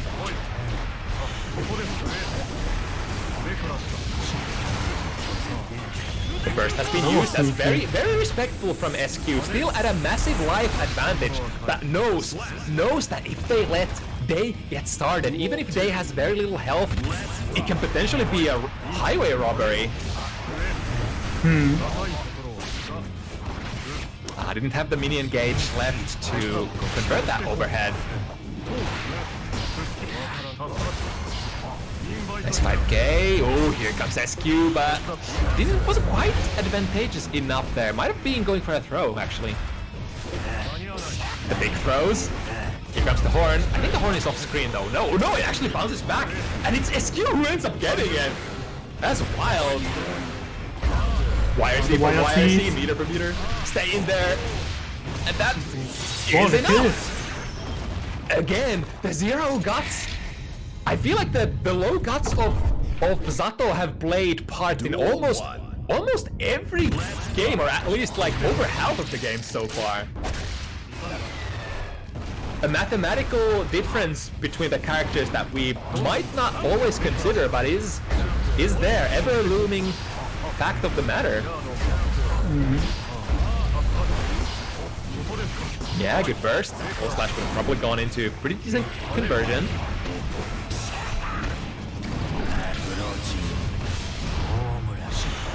Ooh, important block there, but tried to fake going into the left side, but ended up going into the right one. However, SQ on top of it, use the burst, keep them in the corner, keep them in the checkmate. Nice, blocks the overhead, but not the incoming strike. Oh my god, he's still in this. Touch movement, oh my goodness. But one too many. SQ says, screw this, I'm gonna 2S, and it doesn't matter which side you are on. Faust's really a character with a very wide toolkit of different kinds of anti-airs for different situations. Yeah, that's cool. The bomb. Oh, the bomb! Wow. So like, yo, call Michael Bay! SQ going for the cool combos. But now has to respect the What's the name of the super? Not Executor, but I forgot. Either way, overhead blocked. SQ once again. Pretty decent on defense, but it's the last mix-up. The last mix-up is always the most dangerous one. Nice.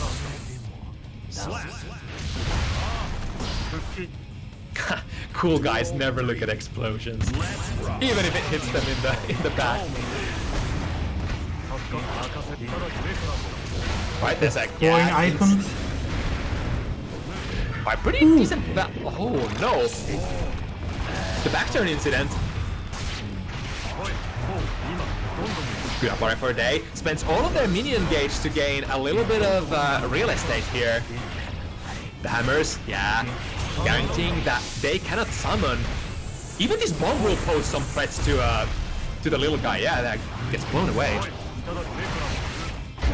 Oh my goodness, the jump 2K does work once again. However, they managing to stay in the driver's seat. That's a big hit.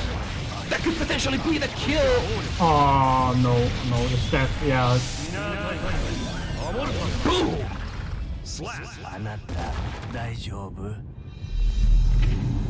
Yeah, that's the power of the oppose. I think we're getting kicked out again. Damn. Well, at least it wasn't the. Oh wait, actually, it could potentially be the last set because. Wait, you stay on 5 or 6? Nah, it's 5-4 at the moment. All right, so guaranteed to get at least one match, even if Day wins the next one. Although it would, of course, be great if we got every single match. But sometimes it can't be helped. I'm also very familiar to this problem as a tournament organizer. This ever-looming problem with the lobbies that so far should have been fixed so far has actually not been completely. But it do be. And we are waiting for the players to return back to the lobby.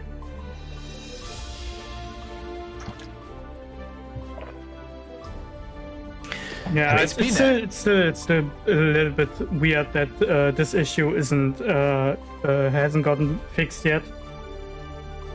Like this inconsistencies. Yeah, it's like doubly weird because they've said in the patch notes for not only once but I think a couple of times that they were going to address the issue, and I guess it has gotten better, but it is still there. It is definitely happening less than in the past, or maybe it's just players have learned that this actually is a thing and you know, are more conscious of it and try to delay as much as possible between the games before they hit the retry button.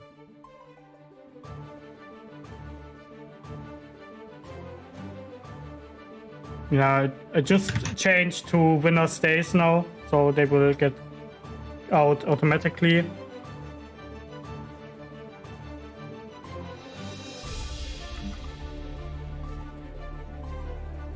So far this has been extremely entertaining. I tend to say like Faust on Strive is definitely one of my favorite characters to cast. Such a chaotic, brings so many variables into the equation. You can't quite be sure ever what's going on. Depending on the items thrown, depending on the adjustments on the fly from both the Faust player but also their opponent, can create so many different kinds of situations, and you've never really seen it all when Faust is on the screen from my experience. But also these two players meshing quite well, it seems like so far.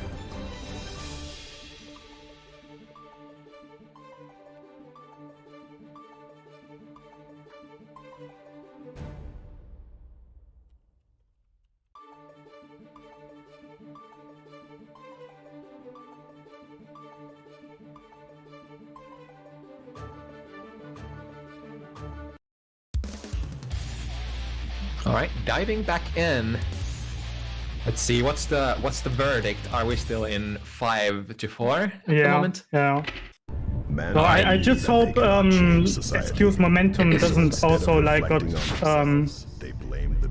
gotten caught up.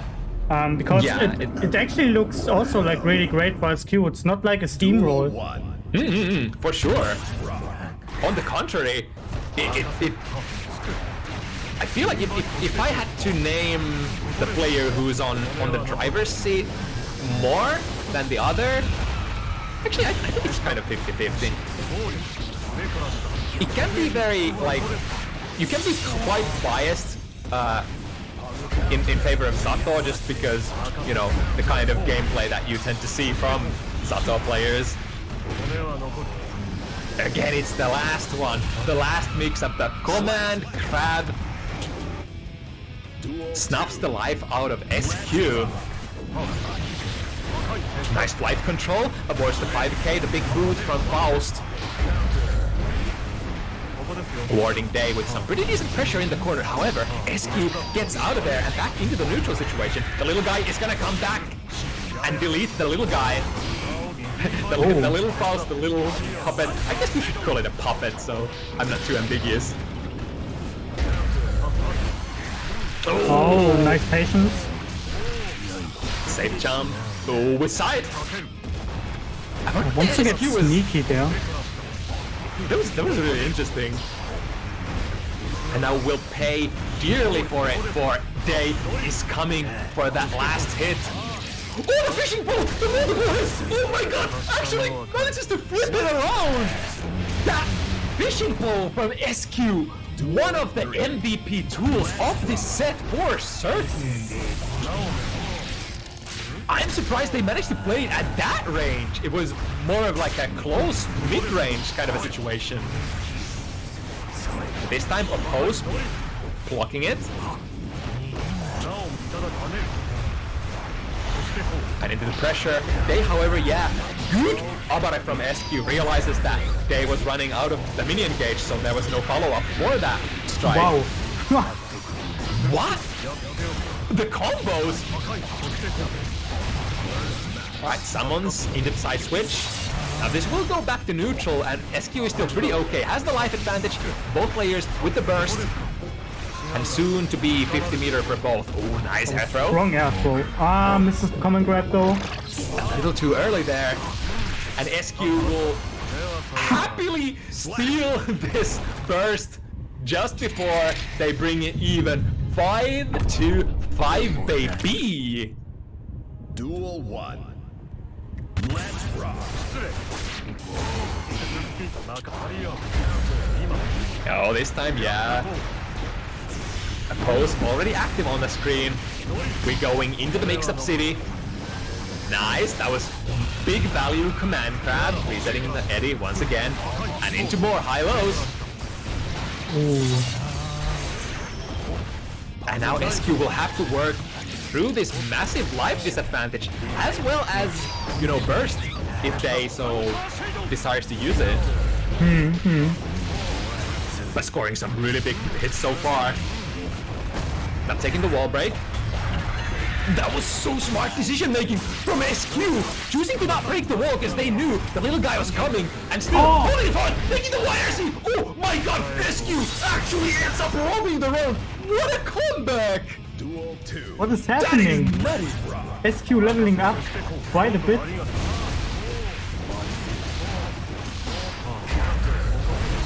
And it doesn't look like they're letting the momentum subside. Here we go, once again with a big anti-air, looking to go onto the driver's seat here. Let's see if they have something to say about that. Has to wait for the little guy to come back.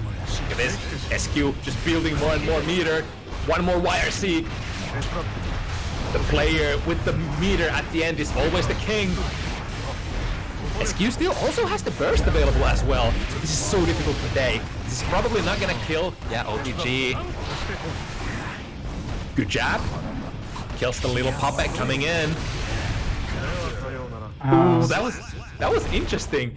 The invite hell, this drill actually ended up deleting the incoming Afro. Duel 1. But the blast radius kinda prevented Day from doing anything after that.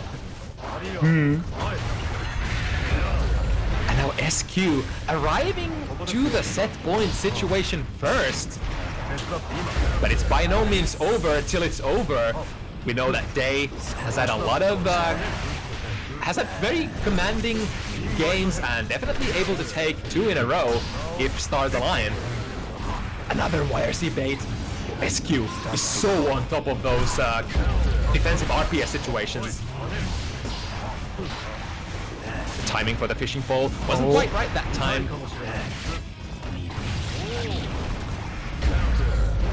Ooh, what a brave reversal 6B.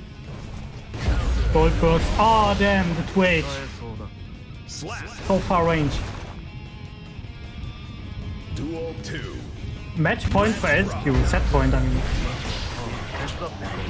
Ooh, Afro's bananas, those probably were not the items that SQ was hoping for, but still not without value, because they ended up picking them up. Now the defense from SQ, high or low. Ooh, nice, gets a jump out, but gets tagged on the way out by the 6B. And now Day ready to summon. Ooh, okay, okay.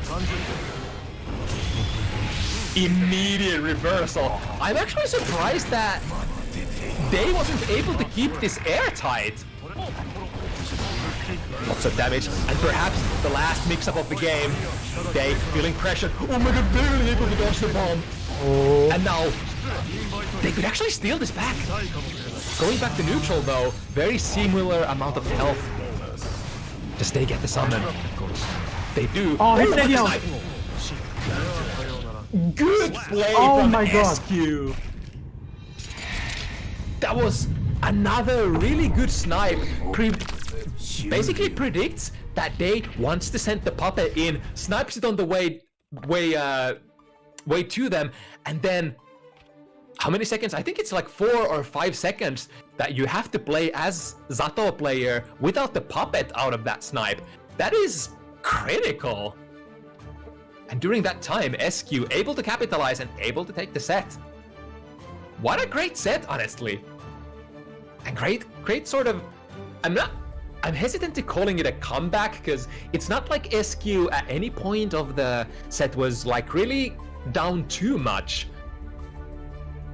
But really sort of pouncing at the end there. Really Yeah, good stuff. what's strong looking. Despite it looks good, I'm still sorry for not following your request for actually matching up with the Zato. I can also understand, like, if you can sort of play a matchup, but maybe you don't want to play a certain matchup because you played it for way too long and you want to try other matchups out, and I can fully understand that. And I will try to read properly next time and follow your requests. Alright, into the 6th matchup we go. Resell versus Zero Shell. Damn,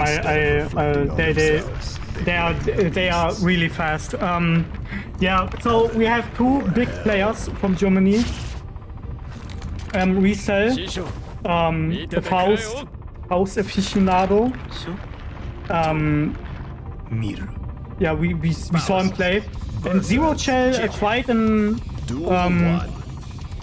like a OG Strife player. He was like one of the strongest chips on the early game of Strife. And it seems to be back again. I think the chip has gone through some interesting developments. I think nobody would say that chip at any point of Strife's lifespan has been a bad character, but certainly on the rise once again after the latest patch, I think.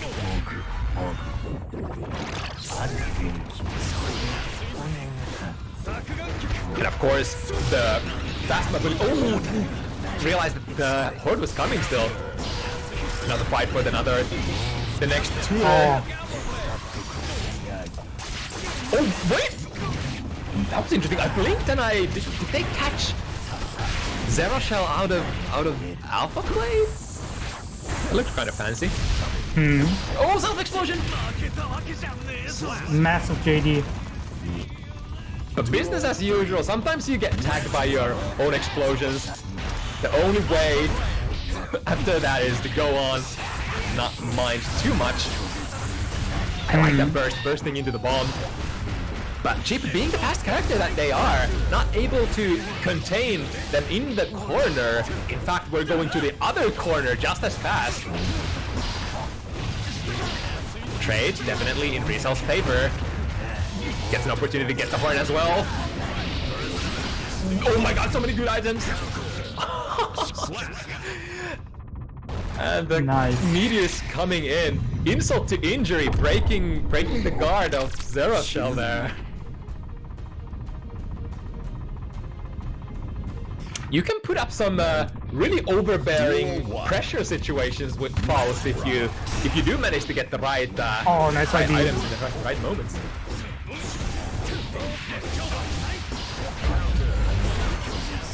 Alright. Burst. Don't manage to get out of the corner. Here comes Zero Shell.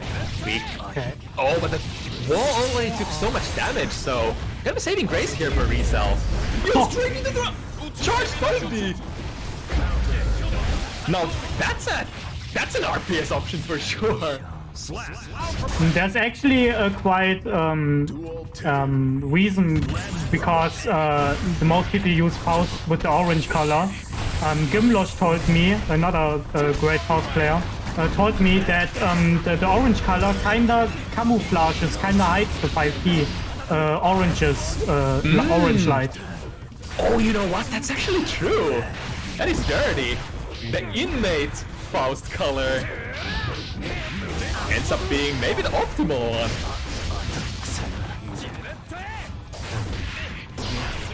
Yeah, but I don't know. It sounds like a little bit of voodoo magic, but I mean, if it works, it works, right?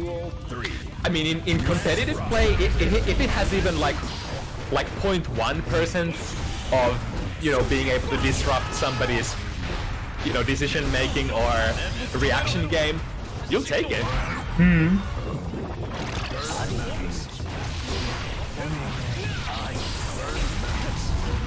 Oh, nice. Able to keep Zero Shell in split. Oh no! Torture placement. Position, I mean. Okay, the mix. Oh, great escape. Gets the jump out. Another chip pressure. Catches Rizal's throw with their own. Still war sticks.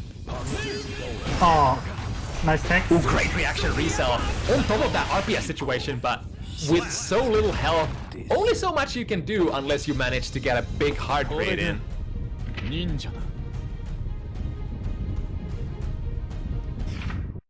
Man. Duel 1. Let's rock. Oh, just a little too far for the whiff punish, but the idea was there. It is kind of dangerous to whiff especially your heavy buttons with the most recovery against Chip, because Chip, one of the strongest whiff punishers in the game. Oh, good! Walks the left right correctly, very nice. Meteors? They ain't shit when you got the reads.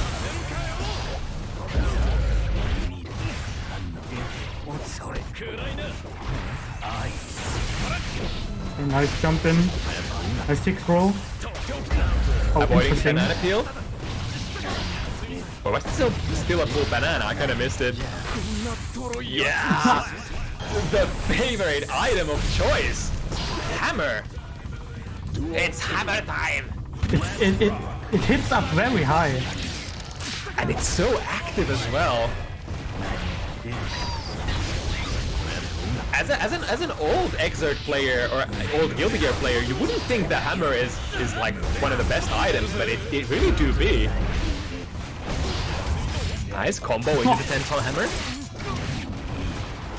And here we go. Has to respect this safe jump. Yo, okay, just throws the bomb mid pressure.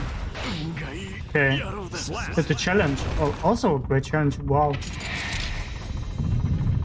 We're still looking good. Man.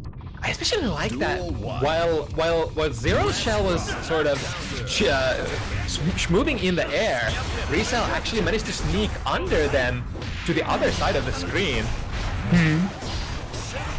Banana Peel. This is a momentum breaker once again. Which side? Jump 2K doing its magic. Great anti-air. Anti-air is of course very important part of this matchup. Chip has a very fast and explosive instant air dash, as well as, you know, 2 extra jump cancels. Hitting Chip out of the air with those big normals. It's strong. Yeah, and it's gonna hurt a lot as well if you get the clean hit. Nice, very conscious that you need to change your guard against the outplay. But now Riesel, no burst, so potentially... Ooh, good check! That's so great! Faust 2P hit so far, actually managing to challenge them out of the alpha plate on block. Oh no! But they get the horn. Oh, yeah. Oh, this is... Okay, doesn't care about it, just goes for a wall break. This is such an awkward position against Chip. I say that and immediately Riesel manages to land a jump 2K, but where's the last hit coming from? Oh, look at that! So sneaky! Jumps out fast, ready to engage, completely avoiding the bomb bag. But also, a lot of the cancels out of jump 2K are not very airtight, so...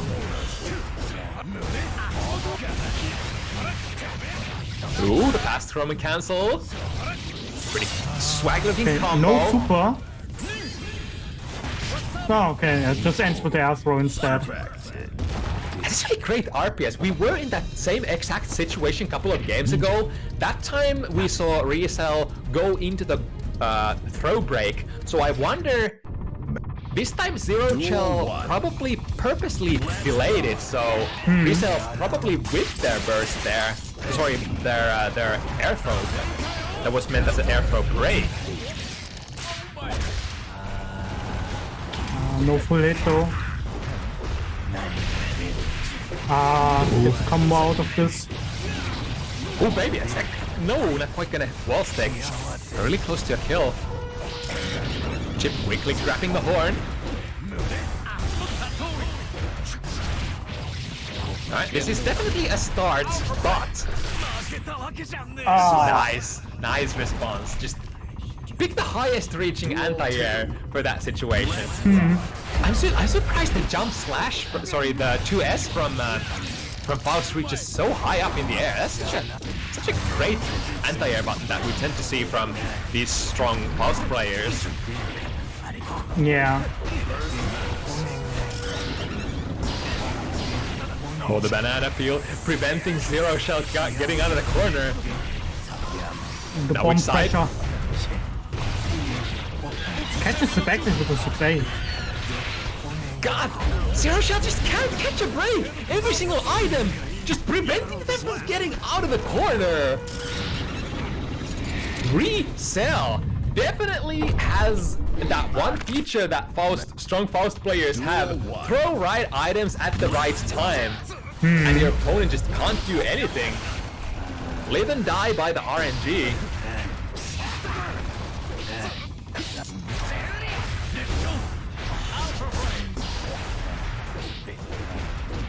Alright, decisions have been reversed. Good block on overhead.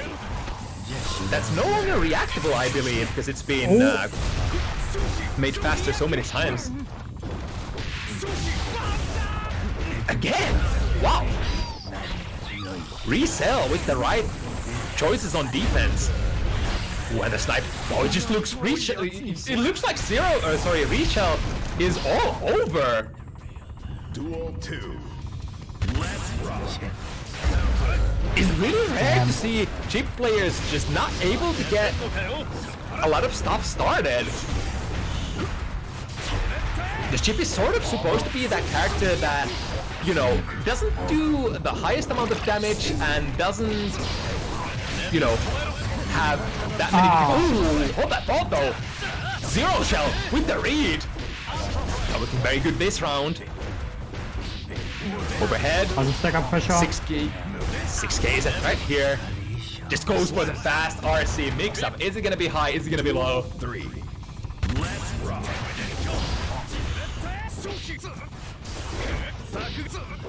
Ooh, the 2k once again. Being a low move, it's deceptively high up into the sky.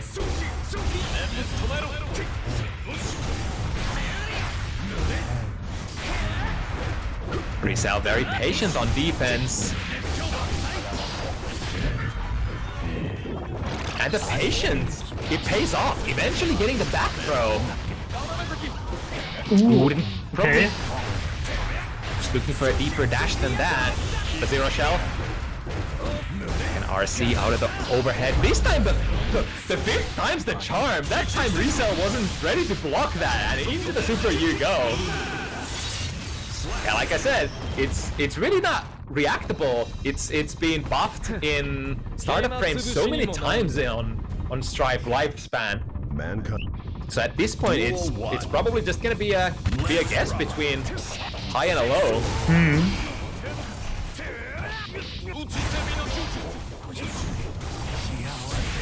Ooh, almost dashing under, which would have probably been the optimal choice there. And here comes Rachel, pushing Rizal into the corner as much as they can. Oh, what's it gonna be? Oh. Decent items, holding Zero Shell in place. And this time the YRC reaches. But the whiff on the Alpha Blade doesn't quite hit as it was supposed to. Was maybe an OTG. Resulting Zero Shell being quite minus there. Able to maneuver out of the hammer range. Here we go. Big chance for Zero Shell again. Fast overhead. Brutal. Taking a lot of health out of Rizal's health bar. Nice interception. And is that gonna be kill? Nice. Oh, it just kills outright. Doesn't even need the RC. Duel 3. Let's rock.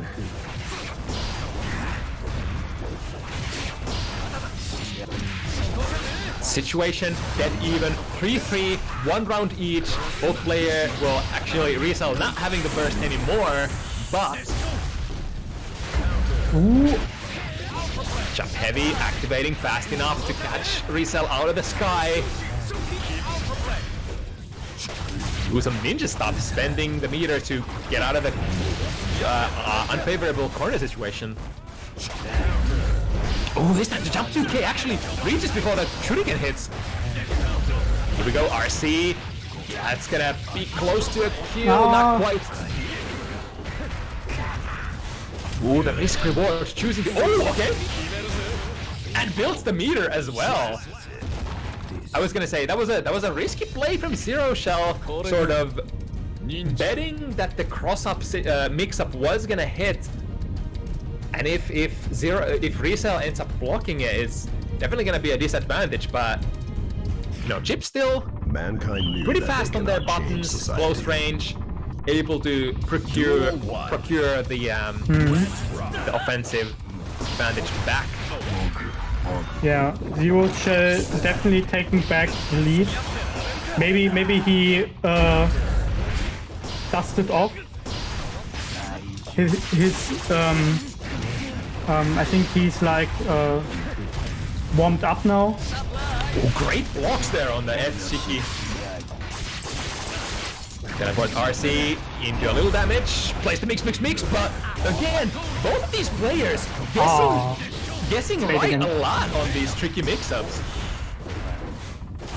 Still with the Afro, still with the extended hurt box, has to respect this. It's gonna explode soon, and some extra damage coming in as well. Not really needed, but I think that was also an insurance. If that cross-up was blocked, then the Afro would have probably generated enough block stun to be safe. The fast instant air dash, countering 6 heavy from Faust. now. Ooh, great jump. Oh, Oh! a sequence of reads. And I think since Rizal still didn't have the 5th meter, oh my goodness. Oh no! Oh, okay, still got the kill. Damn.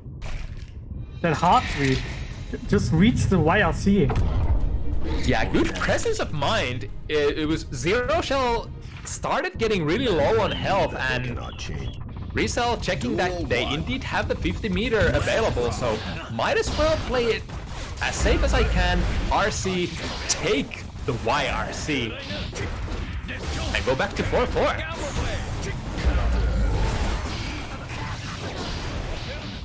Oh, good punish there from Zero Shell.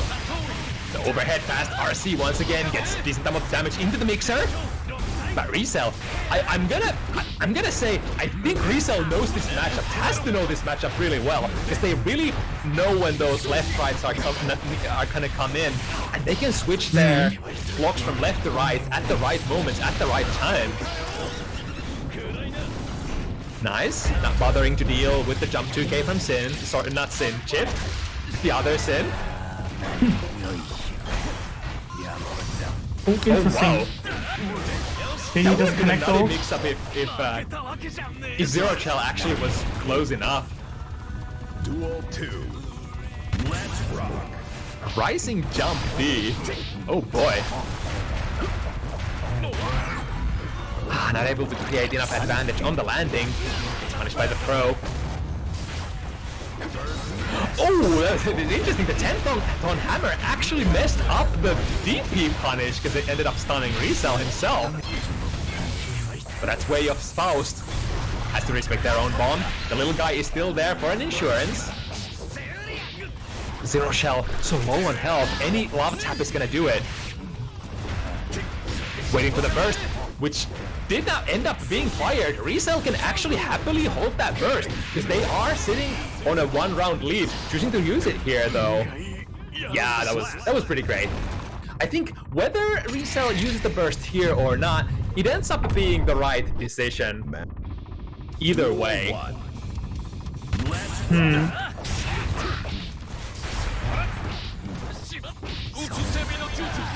Oh my god, Rizal just having Zero Shell's number in a lot of these impactful spent resources on defense situations. But that also goes to show how you know, you can't be too patient on Chip because Okay, like reset it, I guess. Then the West. Duel 2. Let's rock. overhead starting to go through more and more. It's been definitely one of those tools that Zero Shell has been leading on more and more. That was so great. Going into the throw info frames, completely evading the ball, the meteors. Now with a little bit of a combo, not too much damage, but gets the positive bonus here, which will be the bigger thing. Yeah, there we go. Like I said, jump 2K. Oh, and base the super as well. But yeah, jump 2K does not cancel into pretty much anything, I think, airtight. Great run under. Snatches the horn.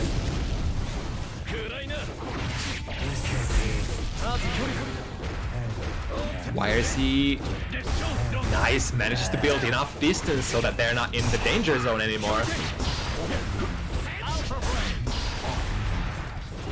And what's it gonna be? Just stagger 2K, 2K, 2K, waiting for Rizal to hang themselves. Damn. Oh. The FD just not able to build enough distance there. Duel 1. Let's rock. And we are 5 each player once again. The last match of the evening. Good interception. Jump BP. Just fast out of the sky. Lots of tricky items. Nice. Able to maneuver past the bomb and the banana peel.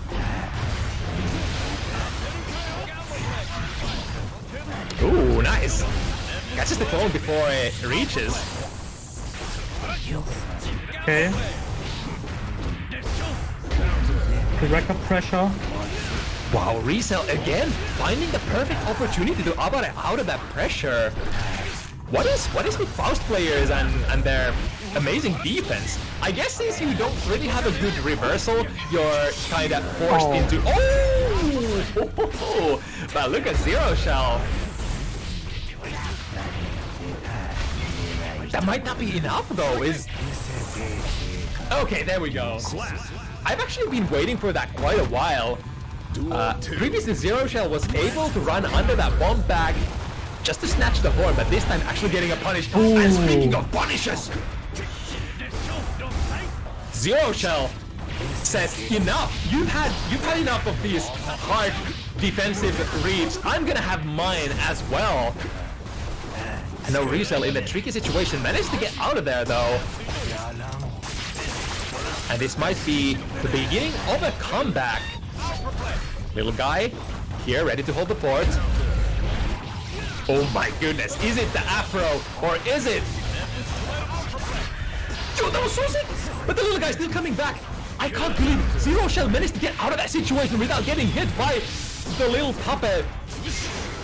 YRC, get off me, get out of the corner. Oh my god, it can still be anybody's game.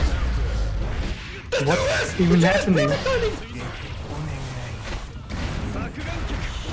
Banana peel is gone. Who's it gonna be? Jump C does the deed for Resell. What a round there, back and forth. Both players just staying alive with the last hit point for so long.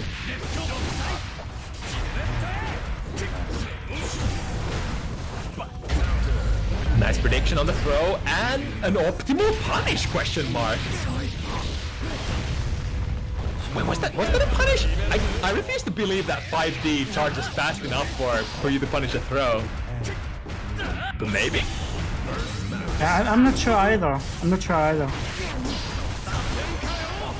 Damn. Oh no!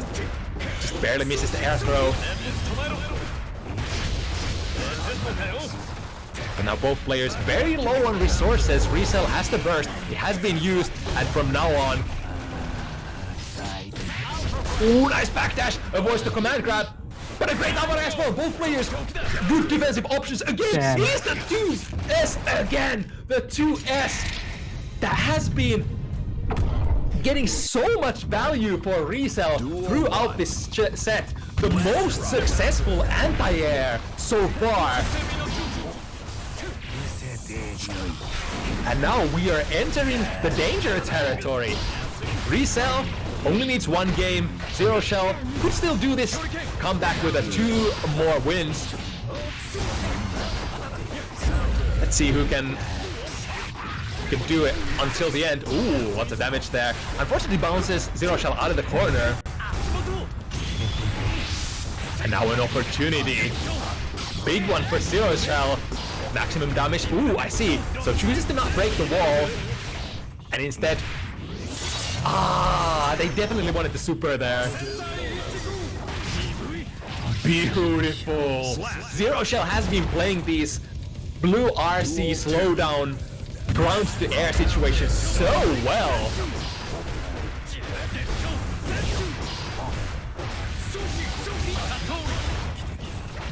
And now there's still decent amount of life on the wall, so that's going to be one of the most damaging conversions that chip players can play on you. Great 6B, yeah, knows that the full screen fishing pole is very 6B, makes the burst! And Zero Shell brings it even once again, but of course we are entering the last game of the set. I have no idea who's gonna take it. The momentum has been swinging back and forth so much, it just seems both the players are dead even at this point. Duel 1. I'm not sure. I'm not so sure either. Looks really tough. Like I don't know. These are players. These are really like great high-level players. Nice, the 2P once again reaching very far after the Alpha Blade. They're really going away. Good items again to hold Zero Shell in place. And slowly the damage is adding up. Left, right. I kind of like that. I feel like Zero Shell used that blue RC to kind of check what was gonna happen, which side it was gonna be on, but still not able to pull the right block in time. Could have also been recovering from the RC still. But now Resell with the set point position. Just command grabs the Breaker 1. Again, good items. Banana peel. Oh, gonna combo into the banana peel maybe.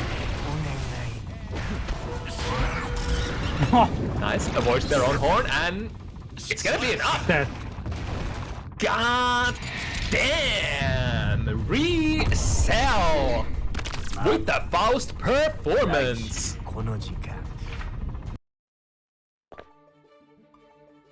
Once again, these top-level Faust players showing me at least a handful new interactions you can create with your items. I swear, this is the most entertaining character on Strive roster so far, period. Yes. Top-notch shows from both of them. Resell, a well-known Faust player. I think I would say the best Faust player in Germany. If you need some Faust matches or tips, I think you can message him and then he will answer every question, I think. And Zero Shell, also a great player, recurring OG Strive player.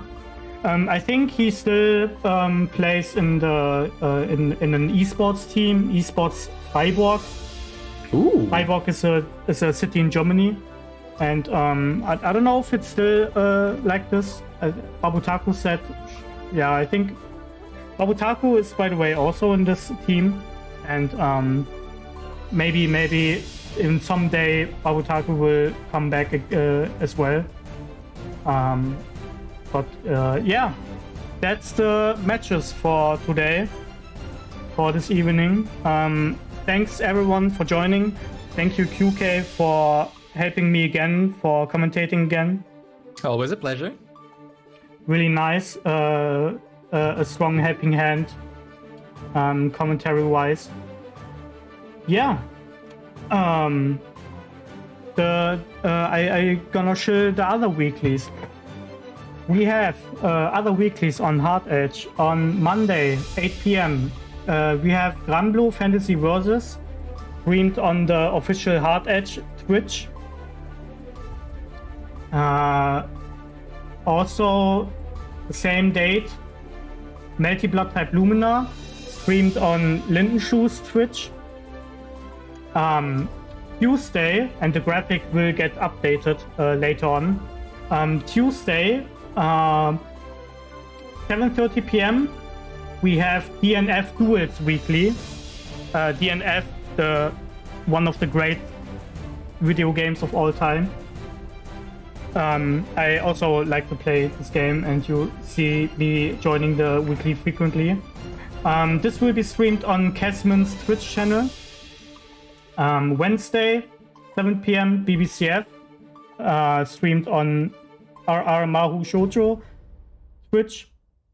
Yeah, and also like my weeklies on 7:30 p.m. on my channel. Thursday, 7:30 p.m. We have the Exot weeklies streamed on Jason Rantablue's channel. And at the same date, King of Fighters 15 streamed on the official Hard Edge Twitch. Yeah. If you wanna join, for Strive people, if you wanna join events like this, like a First to 7 exhibition match, you could also join UK's Bounty Hunter event on various Discords, on Hearts Are Blazing, or on the EMEA Discords. You will find the sign-up form, complete the sign-ups, and then maybe you will get picked up. Not today though, today is the deadline. Watch out for the next one. The Bounty Hunter events will always held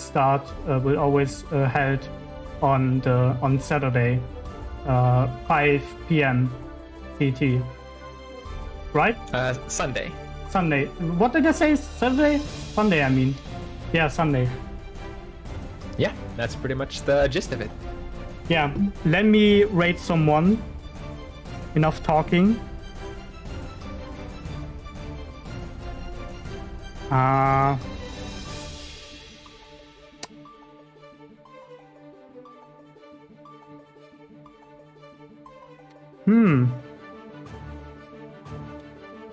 And no one playing Strife at this time. No one that I know. Rygan plays Resident Evil. I could send you to Rygan, I guess. Yeah, Rygan is another great commentator and competitor in the Strive scene. Yeah, that's true. I'm happy that that they stream again. Nice. Okay, I will send you to Rygan. Enjoy some Resident Evil gameplay.